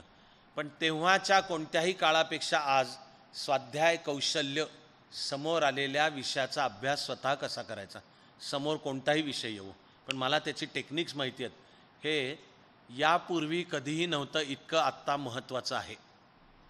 आपण ज्या काळात जगतो आहोत त्या आणि इथून पुढची 25 वर्ष प्रचंड वेगाने बदल होत आहेत. ते बदल जीवनाच्या सर्व क्षेत्रात होत आहेत. तुम्ही जर अशा समजुतीत राहिलात की मी जे काही फॉर्मल शिक्षण पद्धतीत गेलो, काय 10वी झालो, 12वी झाले, डॉक्टर इंजिनियर झाले, काय जे विविध अगदी UPSC MPSC क्लिअर करून ऑफिसर झालो, तरी मी सांगणारच आहे तुम्हाला की प्रशासनसुद्धा इतक्या वेगाने बदलतं आहे की त्या वेगाशी जुळवून घेणे, नवे त्या वेगाचं नेतृत्व करणे म्हणजे पुढे असणे, त्याच्या काळाच्याही पुढे असणं, याच्यासाठी योग आणि स्वाध्याय ही दोन्ही आवश्यक आहे. मला आनंद ह्या गोष्टीचा आहे की जो तुम्हालाही असावा की आपोआपच आपण अशा देशात, अशा संस्कृतीत, अशा काळात जन्माला आलोत की जी सगळ्या विश्वाला देणगी आहे भारताची, भारतवर्षाची. योग आणि स्वाध्याय भोवती प्रचंड वेगाने बदल होत आहेत. तुम्ही दरवेळी त्या बदलांशी जुळवून घेताना मग मी एवढे हजारो रुपये भरून एक क्लासच लावीन, तिथे कोणीतरी मला चमच्यानीच भरवणार आहे, तर मागे पडणार, आपण मागे पडणार. वेळेअभावी 2च थोडक्यात उदाहरणं सांगतो, नीट लक्ष द्या. पहिलं टेक्नॉलॉजीचं क्षेत्र आहे. इतक्या प्रचंड वेगाने बदल होत आहेत. मला वाटतं तुमच्या पिढीशी बोलताना फार लांब जायलाच नको आहे. हा फोन मी घेऊन वापरायला सुरुवात करेपर्यंत तो जुना झालेला असतो. नवी ऑपरेटिंग सिस्टीम येते, त्या ऑपरेटिंग सिस्टीमशी जुळवून घ्यावं लागतं आणि कळावं लागतं पटपट काय येते. एका बाजूला टेक्नॉलॉजीमध्ये प्रचंड बदल होत आहेत. आजच्या तारखेला तर एक सांगितलं जातं, ते एका कोर्सवर मी बोललो आहे, मला माहिती आहे, त्यांच्याकरता पुनरुक्ती रिपिटिशन असेल, पण उरलेल्यांच्याकरता पहिल्यांदा ऐकताय आणि ज्यांच्याकरता रिपिटिशन आहे तरी त्यांना मी त्यावेळेला ऑडिटोरियममध्ये बोललो त्यापेक्षा कदाचित वेगळा आणि जास्तीचा अर्थ आत्ता त्यांना लक्षात येईल. नीट ऐका. आत्ता जी विविध प्रकारची जॉब्स आहेत, अनेक कामं, जॉब, नोकऱ्या, यातल्या 65% नोकऱ्या पुढच्या 10 वर्षात असणारच नाही आहेत. असणारच नाही. ते जॉब बदलत आहेत, टेक्नॉलॉजी बदलते आहे, माणसांची जॉब जात आहेत. तर आत्ता जी एकूण आहेत यातली जवळजवळ 65% जॉब आजपासूनच्या 10 वर्षात असणारच नाही आहेत. आणि कॉन्व्हर्स ऑल्सो इज ट्रू. आजपासूनच्या 10 वर्षांनी जी विविध जॉब्स तुम्हाला करण्याची वेळ येईल त्यातली 65% जॉब्स आज नाही आहेत, आज अस्तित्वात नाही आहेत. आपले भूषण केळकर आर्टिफिशियल इंटेलिजन्समधले तज्ज्ञ आहेत. त्यांच्यासकट जगातल्या अशा तज्ज्ञांना माहिती आहे की जे नवं होत चाललंय, IoT, internet of things, 5G, तर 5G म्हणजे 5th जनरेशन कम्प्युटर, म्हणजे आर्टिफिशियल इंटेलिजन्स आलं. आणि अशा ठिकाणी माणसाचा रोल काय. तर मग आपण दरवेळी हे जे या वेगाने बदलत जाणार आहे, ह्याला काय दरवेळेला काही कुठे क्लास आहे का कुठला, कोणीतरी लावायचे ते लावता येतात, किंवा मग कोर्सेरा आहे, टेडेक्स आहे, खान अकॅडमी आहे, अशी विविध जी नेटवरच उपलब्ध आहेत. आणि तुझे तू शिक, हे तर करावंच, पण म्हणजे ते तुझे तू शिक. कोर्सेरावरचे कोर्सेस आहेत ते तुम्हाला तिकडे तो आहे, ठीक आहे, टेडेक्स त्याची व्याख्यान आहेत, पण कानात हेडफोन घालून तू ते ऐकायचेस, त्याच्या नोट्स घ्यायचे आहेत. प्रश्न पडले तर आसपासच्या मित्रांमधनं शोधायचं आहे किंवा गुगल. स्वाध्याय कौशल्य पूर्वी कधीही नव्हती एवढी महत्त्वाची आहेत. आपण प्रशासनापुरतं बोलायचं तर ती कायमच महत्त्वाची होती, याही पुढे असणार आहेत. मी तुम्हाला त्याचं एकदम एक साधं उदाहरण सांगतो. ज्यांना UPSC देऊन IAS व्हायचं आहे, हे सगळ्या सर्व्हिसेसना लागू आहे, मी फक्त उदाहरण IASचं घेतोय. तर तुम्ही IAS आज शुभेच्छा आहेत, सगळे व्हा, काही प्रश्नच नाही. असे IAS अधिकारी झालात की 2 वर्ष तुमचं आधी प्रशिक्षण असतं. या 2 वर्षातले पहिले 9 महिने मसुरीच्या अकॅडमीमध्ये असतं किंवा देशभर प्रवास आहे. त्यानंतर मधलं वर्ष आपापल्या राज्यात आणि ते राज्य सांगेल त्या जिल्ह्यामध्ये विविध काम करायचं असतं, असं 1 वर्ष. आणि पुन्हा शेवटाकडचे 3 महिने परत मसुरीच्या अकॅडमीमध्ये तिथे ट्रेनिंग होतं. असं तुमचं पहिल्या 2 वर्षाचं ट्रेनिंग झालं. तिथे सुद्धा नावं फाउंडेशन कोर्स फेज 1, त्यानंतर जिल्ह्यामध्ये, आणि मग फेज 2 म्हणजे प्रोबेशन पिरियड संपताना प्रशिक्षणाचा कालावधी. त्यानंतर तुम्हाला पहिलं पोस्टिंग मिळतं, त्याला वापरला जातो शब्द असिस्टंट कलेक्टर आहे. IAS अधिकारी असेल तर त्याला शब्द असिस्टंट कलेक्टर आहे, आणि तो असतो सब डिव्हिजनल मॅजिस्ट्रेट किंवा सब डिव्हिजनल ऑफिसर, दोन्ही एकच. अँड किंवा नाही, अँड आहे, SDO/SDM. हां, प्रांताधिकारी असा मराठी शब्द आहे त्याला. तर असिस्टंट कलेक्टर उर्फ SDO किंवा SDM असणे म्हणजे काय? हां, तर नीट लक्ष द्या. तुम्ही एकाच विभागातले अधिकारी असता, एक विभाग, त्याचं नाव महसूल विभाग. ठीक आहे. साधारणपणाने 5 मुख्य कायद्यांवर तुमची सुपरव्हिजन असते. मुख्य 5 येतात, बाकी ठीक आहे छुटपूट, पण मी सांगतो की अभ्यास किती कायद्यांचा चांगला असावा लागेल. 5 आहेत कायदे, तर तुम्हाला साधारणपणाने 5 कायद्यांवर तुमची पकड असावी लागते. ठीक आहे. तुमच्या हाताखाली 2 किंवा जास्तीत जास्त 3 तालुके असतात. 2 किंवा 3 तालुके ही तुमची ज्युरिस्डिक्शन, अधिकार क्षेत्र ठरतं. तुमच्या हाताखाली एकूण मिळून, सगळे मिळून साधारण 125 ते 150 माणसं काम करत असतात. आणि फायनली त्या एका वर्षामध्ये तुम्ही टर्नओव्हर म्हणजे बिझनेस, म्हणजे शासकीय असेल पण टर्नओव्हर कितीचा हाताळता, याचं उत्तर आहे साधारण 10 कोटी. ते तो प्रांताधिकारी तो कसा याच्यावरनं, म्हणजे पश्चिम महाराष्ट्रामध्ये तो आकडा थोडा मोठा येईल, कारण तुलनेने पश्चिम महाराष्ट्र त्यातली शेती ती ऊसाची ही जास्त विकसित आहे. आपलंच दुर्दैव, पण वस्तुस्थिती आहे की मराठवाडा विदर्भाचा काही भाग असला तर तिथे हे कमी. तर मी ॲव्हरेज सांगतोय, थंब रूल म्हणून, की साधारणपणाने 10 कोटीचा turnover. So what does it mean to be SDO/SDM? 5 things, 5 सांगितलं मी तुम्हाला. 1 विभाग महसूल, 5 कायदे, 2 किंवा 3 तालुके, हाताखाली 100-150 माणसं आणि 10 कोटीचा टर्नओव्हर. ह्या एवढं तुमचं व्यक्तिमत्व लागणार. हे हाताळता येणे, हे सगळं नीटपणाने हाताळता येणे, असं व्यक्तिमत्व लागणार. तुम्ही असं 2 वर्ष काम केलं की तुम्हाला पहिलं प्रमोशन मिळतं. सर्व्हिसची 4 आणि ह्याची 2, तुम्हाला पहिलं प्रमोशन मिळतं. पहिलं प्रमोशन तुम्ही महाराष्ट्रापुरतं आत्ता बोलतोय मी, पहिलं प्रमोशननी तुम्ही होता जिल्हा परिषदेचे CEO, chief executive officer. Marathi किंवा हिंदी शब्द आहे मुख्य कार्यकारी अधिकारी. आता तुम्हाला ते मंत्रालयातनं पत्र येतं, पत्रावरची सही असते GAD, जनरल ॲडमिनिस्ट्रेशन डिपार्टमेंट. त्याचं महाराष्ट्रापुरतं बोलायचं तर डेस्क नंबर 23 हे IAS अधिकाऱ्यांचं एस्टॅब्लिशमेंट, म्हणजे सगळं पगार, पर्क्स, बदल्या सगळं हाताळणारं. आणि IAS ऑफिसरची बदली मुख्यमंत्र्याच्याच आदेशाने होते आणि फाईल मुख्य सचिव तयार करतात. तेव्हा फायनली बदली राज्यपालांच्या मान्यतेने, प्रमोशन बदली नाही, प्रमोशन राज्यपालांच्या मान्यतेने, पण म्हणून सही राज्यपालांची नसते, सही एका अंडर सेक्रेटरीची असते, अवर सचिव, त्याच्या सहीने येतो. आपणास कळवण्यात आनंद वाटतो की प्रशासनाने आपल्याला पदोन्नती देऊन आता अमुक अमुक जिल्हा परिषदेचे CEO म्हणून जा. ठीक आहे. हे पत्र मिळताच वरिष्ठांच्या सूचनेनुसार संबंधिताकडे आपला कार्यभार सोपवून नव्या पदावर रुजू व्हावे, असा साधारणपणाने असतो. आता तुम्ही नव्या पदावर जायचं आहे, ते जिल्हा परिषदेचे CEO म्हणजे काय, आता लक्ष द्या नीट की म्हणजे काय. आणि हे 7 दिवसात आहे, जास्तीत जास्त 7. जर शेजारच्या जिल्ह्यात बदली, आता मी फलटणला म्हणजे सातारा जिल्ह्यात असिस्टंट कलेक्टर होतो, आणि त्यानंतर मला मुख्य सचिवांनी पहिल्याच प्रमोशनला उचलून घेतलं, officer on special duty to chief secretary. त्यांच्याकडची टेन्युअर झाल्यावर मला रत्नागिरीचा CEO म्हणून जायचं होतं. हां, तर आता ह्याच्या जागी कल्पना करा की माझी साताऱ्यातून प्रमोशननी बदली रत्नागिरीचा CEO म्हणून लगेच झाली. तर जिल्ह्याची बॉर्डर कॉमन आहे. हां, 4च दिवस मिळतात, 4च दिवस. सामान बांधायचं, ट्रकमध्ये भरायचं, नव्या जागेवर जायचं, हे असतो कार्यभार स्वीकारल्याचा चार्जशीट मी घेतला, मी कार्यभार म्हणजे चार्ज स्वीकारलेला आहे, त्याच्यावर सही कोंबडा केला की झाली सुरुवात तुमची. शेजारचा जिल्हा असेल तर 4, बॉर्डर कॉमन नसल्या तर मॅक्सिमम 2+7 असे दिवस दिले. 2+ म्हणजे जास्तीत जास्त 9. ठीक आहे, पण 9 दिवसात, 4 पासून 9 दिवसात. आता लक्षात घ्या तुमच्यावरची जबाबदारी काय आहे. ते प्रांताधिकारी होतात तेव्हा 1 विभाग होता महसूल. हां, आता तुमच्या हाताखाली 52 विभाग येतात. 52, 4 ते 9 दिवसाच्या अंतरात तुमच्या हाताखाली 52 विभाग येतात. हां, तुम्ही तुमच्या हाताखाली 2 किंवा 3 तालुके होते प्रांताधिकारी म्हणून, आता सगळा जिल्हा.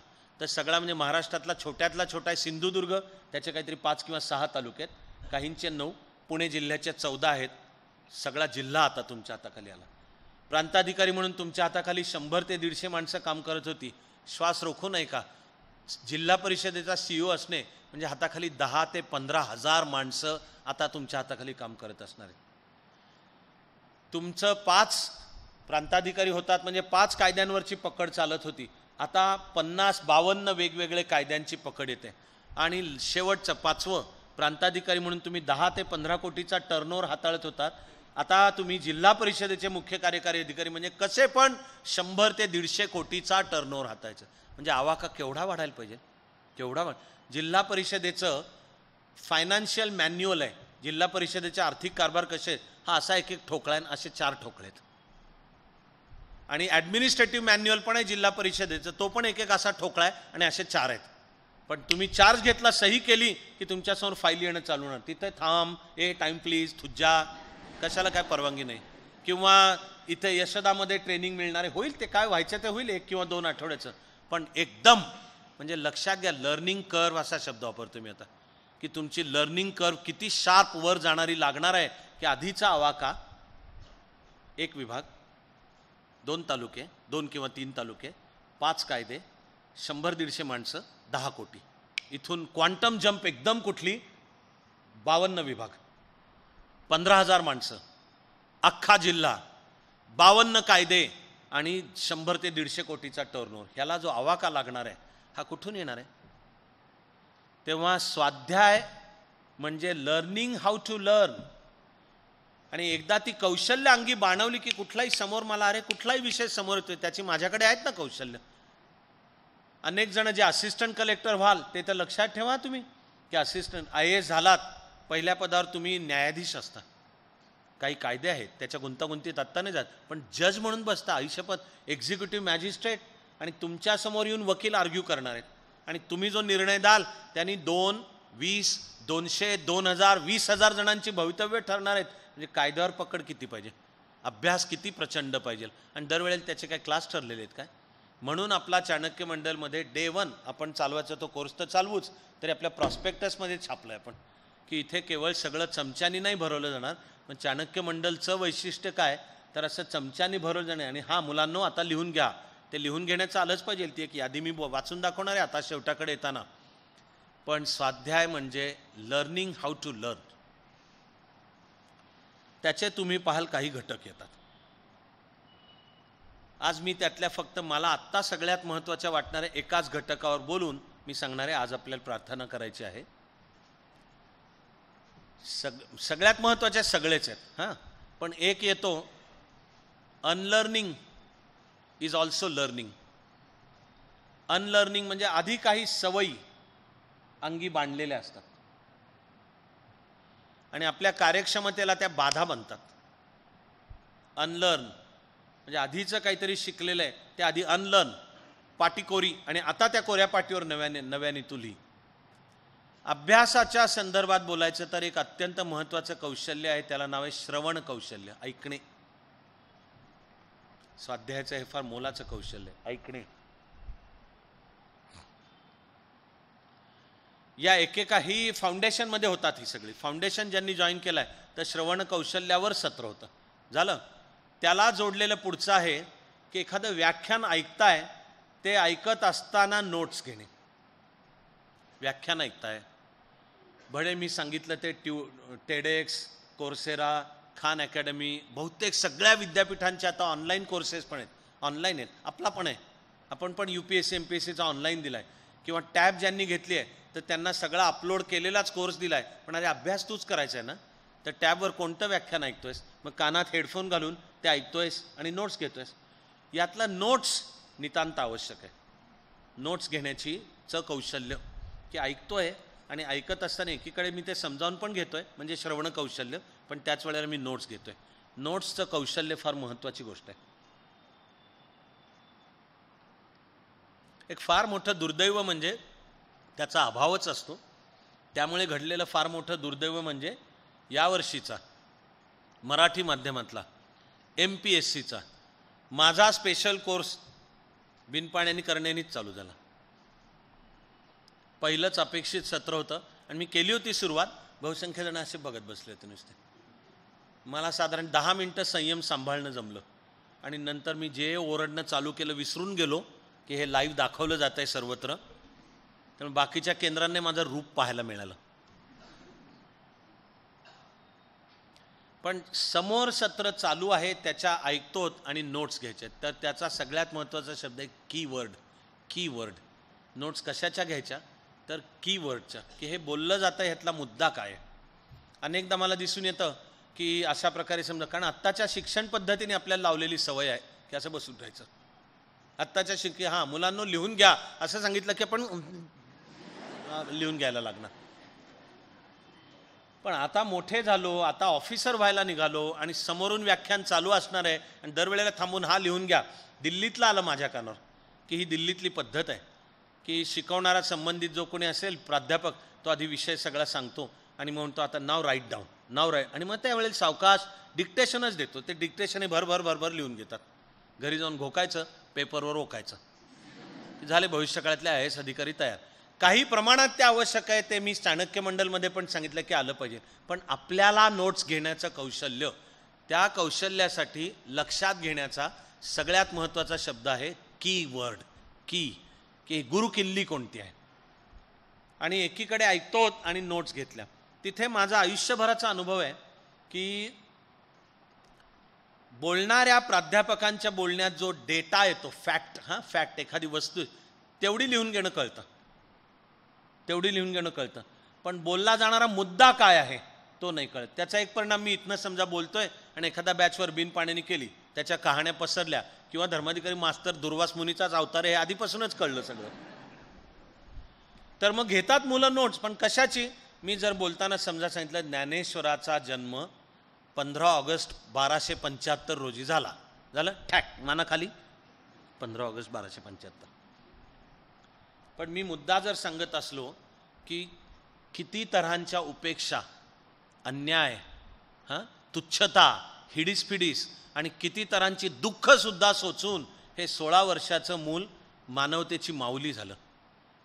15 ऑगस्ट 1275ला जन्मलेल्या या मुलांनी 1292 म्हणजे वयाच्या केवळ 16व्या वर्षी ज्ञानेश्वरी लिहिली. म्हणजे मी मुद्दा काय सांगितला? मी ज्ञानेश्वर या व्यक्तिमत्वाचं ॲनालिसिस बोललोय. ते ॲनालिसिस करण्याकरताचा डेटा आहे की 15 ऑगस्ट 1275ला जन्म आणि इसवी सन 1292ला ज्ञानेश्वरी नेवास्याला जो पैस म्हणजे खांब आहे त्याला टेकून ही ज्ञानोबा माऊलींनी ज्ञानेश्वरी सांगितली. त्याचा सच्चिदानंद बाबा लेखकू जाहला. माझा दुर्दैवी अनुभव की हे जे सगळा मुद्दा बोललो यातलं 15 ऑगस्ट 1275ला जन्म आणि फार तर डोक्यावरून पाणी म्हणजे 1292ला ज्ञानेश्वरी लिहून. अरे बाबा मी ते नाही सांगितलेलं. मी ज्ञानोबा माऊली हे काय व्यक्तिमत्व ह्याचा म्हणजे ऐकत असतानाचा मुद्दा समजणं हे जास्त मोठं स्किल आहे. आणि मनाला सांगायला पाहिजे की जो चालू आहे तो मुद्दा, त्या मुद्द्याला डेटा हा आधार असतो. वेगवेगळ्या तारखा आहेत, व्यक्तींची नावं आहेत, सण सणावळे आहेत, तहांची कलमं आहेत, काय आणखीन हजारो गोष्टी असतील. त्या मुद्दा कळणे आणि हे नोट्स घेण्याचं कौशल्य अत्यंत महत्त्वाचं आहे. आणखीन काही स्वाध्याय कौशल्यांविषयी पुढच्या वेळी मी तुमच्याशी बोलीन. पण आज केवळ एवढ्या एकावरच देतोय मी वेळ. आपल्याला ह्यानंतर करायची आहे प्रार्थना. नोट्स घेण्याचं कौशल्य हे जर सगळ्यांनी अंगी बाणवणं, स्वतःला सांगणं चालू केलं की आपल्याला मग त्या नोट्स कुठल्याही असतील. आता हे व्याख्यान ऐकताय, समजा मी आठवण करून देतो की सगळी अधिष्ठान मालिका यूट्यूबच्या आपल्या चॅनलवर आहे आणि इथे मी तुमच्याशी बोलत असलो तरी कृपया ती यूट्यूबवरची पण ऐका. डबल झालं तरी चालेल. मला खात्री आहे की दुसऱ्यांदा ऐकताना तुम्हाला जास्त कळल्यासारखं वाटत असेल. पण मग ती ऐकताना पण नोट्स घ्या. आपल्या यूट्यूबच्या चॅनलवर तुम्ही जर कमांड अधिष्ठान मालिका दिली तर सगळे अधिष्ठानच्या समोर असलेल्या व्हिडिओज येतील. माझं एक भाग्य आहे की असं मी काहीही न सांगता राज्यभर मराठीतल्या असल्या तर मला राज्यभर मोठ्या संख्येने भेटतात माणसं की आम्ही तुमचे यूट्यूबवर ऐकलेले आहेत. नियमितपणाने ऐकतो, गाडीत ऐकतो, CD सरकवून ऐकतो आम्ही, किंवा रोज रात्री जेवणापूर्वी सगळं कुटुंब एकत्र बसतं आणि अविनाश धर्माधिकारींचं एक भाषण ऐकतं आणि मग सगळे जेवायला बसतात. केवढं भाग्य! मी ह्याला माझं भाग्य मानतो. पण चाणक्य मंडलमधली स्थिती दिव्याखाली अंधाराशी नको. तेव्हा अधिष्ठान मालिका यूट्यूबवर आहे, सगळ्यांच्या कानावर घालतोय. आजच्या करता थांबताना आठवण करून देतो की प्रॉस्पेक्टस वाचायचा आहे आणि माझ्याबरोबरच्या तासाला त्याच्यावरच्या शंका, तो आहे तो होणार आहे, ते वेळापत्रकात आहे, त्याच्या शंका विचारायच्या आहेत. आणि आजचा मी थांबतोय नोट्सचं कौशल्य, समोर जे चालू आहे, मग अनेक होईल. मग तुम्हाला पुढे मी जे शासनात जाऊन काम करायचं आहे तिथे सुद्धा हे नोट्सचं कौशल्य कामी येणार आहे. या नोट्स म्हणजे पुस्तक वाचणं, तर पुस्तक स्वतःचं असल्यास अंडरलाईनसुद्धा, आणि तरी ह्या पुस्तकातले मुख्य मुद्दे आपण कुठले वाचले ह्याच्या नोट्स.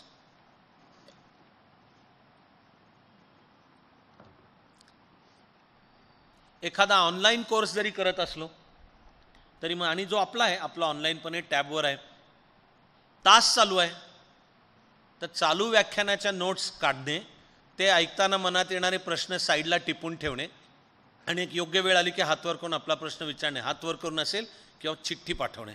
माझे पुढचे तास या पद्धतीने होणार आहेत. पण मला वाटतं की आपण सगळे मिळून आज बाकी काही शिकू न शिकू स्वतःच्या जीवनात नियमित योग करायचं आणि नोट्स काढण्याचं कौशल्य, स्वाध्यायाच्या बाकी कौशल्यांविषयी पुढच्या वेळेला बोलीन. एवढ्यावर मी आज थांबतोय. आपल्याला प्रार्थना करायची आहे.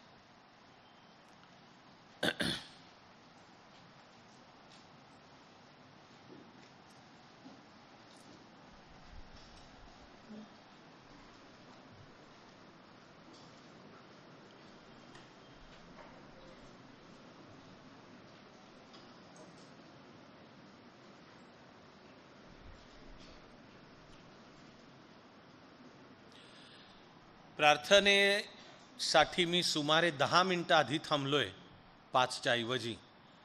याचं कारण प्रार्थना उत्तम होण्याच्या मी 2-3 मुद्दे तुम्हाला सांगणार आहे. नंतरची प्रार्थना आपण करणार आहोत एकत्र, पण तिच्यात जर मला असं वाटलं की हे बरोबर होत नाही आहे तर मी मध्ये सुद्धा थांबवीन किंवा सगळी प्रार्थना झाल्यावर पुन्हा सांगीन की ह्याच्यात हे राहिलं, आता ते पुन्हा करायचं आहे.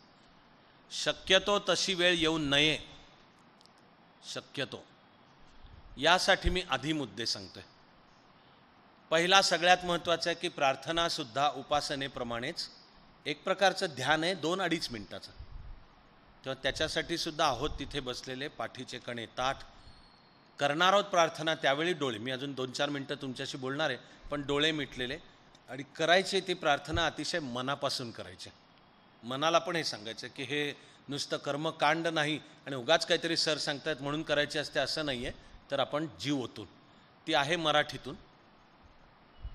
आज आता सगळ्यांसाठी सांगतोय की मुळामध्ये ही एक कविता म्हणून मी माझ्यासाठी म्हणून लिहिली, आणि ती जून 1986 ज्या दिवशी UPSCचे रिझल्ट आले आणि असं दिसलं की अख्ख्या महाराष्ट्रातून IAS साठी निवडला गेलेला मी एकटा होतो, त्या रात्री मी स्वतः करता लिहिलेली कविता.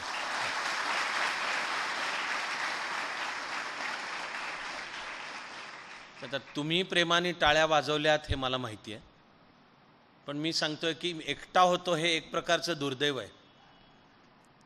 आज आपल्याच्यानी जमलेल्या कामाचा परिणाम म्हणजे आता सरासरी सेंचुरी असते दरवर्षी महाराष्ट्रातनं. हे काम आहे चाणक्य मंडलच्यानी जमलेलं. आणि ऑफकोर्स टाळी ह्याबद्दलची पाहिजे. पण आता 1986 मी एकटाच होतो, तर दिवसभर तर माझं खूप कौतुक झालं होतं. मुळामध्ये व्यक्तिशः मी IAS कडे वळलो ते देशसेवा करण्याचं एक पॉवरफुल साधन. आधीची 11 वर्ष कार्यकर्ता म्हणून वावरत होतो, ते सगळं सविस्तर सांगायला वेळ नाही आपल्यापाशी. काश्मीर, खालिस्तान म्हणजे पंजाबची चळवळ, ईशान्य भारत, तिथल्या फुटीरतावादी चळवळी, बांगलादेशी घुसखोरी आसाममधली आणि नंतर बंगालमधली. तर असा मी खरोचच IAS होण्यापूर्वी सेतू हिमाचल म्हणजे काश्मीरपासून कन्याकुमारी आणि कच्छपासून कोहिमा प्रवास केला आहे, आंदोलनं केली आहेत, तुरुंगात गेलो आहे, रस्ता रोको केलं आहे, पण एक कार्यकर्ता म्हणून. त्यांनीच मला दृष्टी दिली की भारत मातेचा एक कार्यकर्ता म्हणून अंतःकरणातलं इंधन, पेटलेली आग, हृदयातली भारत मातेची सेवा करणे. हातामध्ये अधिकार जर IASचे आले तर आपल्याला काम जास्ती करता येईल. म्हणून मी परीक्षा दिली आणि माझ्या शब्दात ईश्वर कृपा, ईश्वर कृपेने IAS झालो. तर खरं म्हणजे ज्या दिवशी रिझल्ट आला त्या दिवशी मी काहीसा अस्वस्थ होतो. उलट माझ्या अस्वस्थतेचं कारण होतं बदलणारं आयुष्य कळत होतं. मला पूर्ण कळत होतं की मी आजपर्यंत गेली 11 वर्ष एक कार्यकर्ता म्हणून वावरलो. एवढंच नाही तर आपण आयुष्याचं पण करिअर हे ठरवलं की एक कार्यकर्ता होणे. आज तो कार्यकर्ता आता अधिकारी व्हायला निघाला. तर देश पाहिलेला असल्यामुळे, प्रशासन पाहिलेलं असल्यामुळे, आंदोलनं केल्यामुळे मला माहिती होतं ह्या बदलाचा अर्थ काय, मॅग्निट्यूड केवढं प्रचंड मोठं आहे. एका कार्यकर्त्याचा अधिकारी होतोय. दिवसभर माझं कौतुक चालू होतं. मनाचा एक भाग होता आणि दुसरा भाग नव्हता. इनफॅक्ट मी अस्वस्थ होतो. सगळा दिवस संपला आणि घरी पोचलो. माझे आईवडील, मोठे भाऊ सगळे इकडे सहकारनगरमध्ये आमचं घर आधीचं. मी अस्वस्थ होतो, स्वतःशी शांत होतो आणि सगळं छामसूम झाल्यानंतर मी जागा होतो की या कार्यकर्त्याचा आता अधिकारी होतोय. मला आता जो शब्द आपण चाणक्य मंडलमध्ये वापरतो तो मला जून 86तल्या त्या दिवशी सापडला शब्द. तो म्हणजे कार्यकर्त्याचा अधिकारी नाही होतोय, कार्यकर्त्याचा कार्यकर्ता अधिकारी होतोय. की मला काय व्हायचं आहे, कार्यकर्ता अधिकारी. आणि या एका क्रिएटिव्ह अस्वस्थतेमध्ये असताना झर झर झर झर मला ओळी सुचत गेल्या. ती मूळ मी स्वतः करता लिहिलेली कविता आहे. आपली प्रार्थना ही 1986मध्ये मी स्वतः करता लिहिलेली कविता आहे. तिचे मूळचे शब्द वेगळे होते, पण 10 वर्ष शासनात काम केल्यानंतर जेव्हा ठरलं की ठीक आहे आता राजीनामा देऊन हे शैक्षणिक काम आपण सुरू करूयात, त्यावेळी माझ्या सकट आपल्या अनेकांना असं वाटलं की त्या ओळींमध्ये थोडा बदल करून रोजची म्हणण्याची ही प्रार्थना करावी. सुरुवातसुद्धा सर्वेत्र सुखिनः संतुनी का, तर स्वतःला सांगायचं आहे की हा जो काही आपण अभ्यास करतो आणि हे जे काही व्यक्तिमत्व तेजस्वी करायचं आहे हे मुळात कशासाठी, तर मी, माझा बंगला, माझा पैसा, तर तू काळजी करू नको, मिळणार आहे तुला ते, पण हातून देशसेवा घडावी. सुरुवात सर्वेत्र सुखिनः संतुनी आणि दर सत्र संपलं की एकदा रोज स्वतःला सांगायचं की हे गेले 2 तास मी जे काही का करत होतो, जरी एक अश्रू पुसायास आला तरी जन्म काहीच कामास आला. की माझं आयुष्य सार्थकी झालं मी केव्हा म्हणणार आहे, मला जर दुःखितांचे अश्रू पुसता आले, शोषितांचं शोषण दूर करता आलं, अन्याय दूर करता आला, हे म्हणतो आपण. तेव्हा प्रार्थनेच्या ओळींकडेही लक्ष देत करायचे आहे. म्हणूनच जाणीवपूर्वक त्याची लय संथ आहे, संथ लय. ते घाईघाईत म्हणून टाकण्याचे शब्द नाहीत, सावकाश यासाठी आहेत की एक एक शब्द म्हणताना मनाला त्या शब्दाच्या अर्थाकडे लक्ष द्यायचं आहे. 2 ओळींच्या मध्ये एक नॉर्मल श्वास आत घेऊन पुढची ओळ आहे आणि 3ऱ्या आणि 4थ्या ओळीला सर्रास घाई होते. हे मी आधी बोलतोय, अन्यथा आज मी आवश्यक तेवढा सर्व वेळ सराव चालू ठेवणार आहे. एकदम त्या हवी फक्त उन्मुक्तला घाई होते. त्याचा जो रिदम आहे, हवी फक्त हे हा तो रिदम लक्षात यायला पाहिजे सर्वांच्या. गायला मी फारसा बरा नाही त्यामुळे ते गाऊन नाही दाखवतोय, पण आज मी पहिल्यांदा ह्या सूचना देऊन सांगतो की पहिल्यांदा एकत्र करायचे, सांभाळायला पाहिजे. 3री आणि 4थी हवी फक्त उन्मुक्त निर्माण शक्ती, नवी ध्येय आसक्त प्रल्हाद भक्ती. शब्दांचे उच्चार, लय त्याची संथ आहे, घिसाडघाईत नाही म्हणलेले. होतं काय, लय संथ आहे म्हणल्यावर अनेकदा 2 ओळींच्या मध्ये चिकार वेळ जात असतो. हे असं नाही आहे. नॉर्मल श्वास आत आणि पुढची ओळ, आणि तिला असं एक रिदम आहे, नव्या वैभवाचीच स्वप्ने सजावी मनी हास, हे येईल. तर 3ऱ्या आणि 4थ्या ओळीला घाई होते, एवढं लक्षात ठेवायचं आहे. ती घाई होता कामा नये, असं एका समान सुरात आलं पाहिजे. पहिलाच टेक ओके झाला पाहिजे. आता मी सर्वांना सुचवतो की पाठीचा कणा ताठ, डोळे मिटलेले, अर्थाकडे लक्ष, एकत्र करायची आहे आणि पहिलीच उत्तमच झाली पाहिजे असं भान ठेवून करायचे.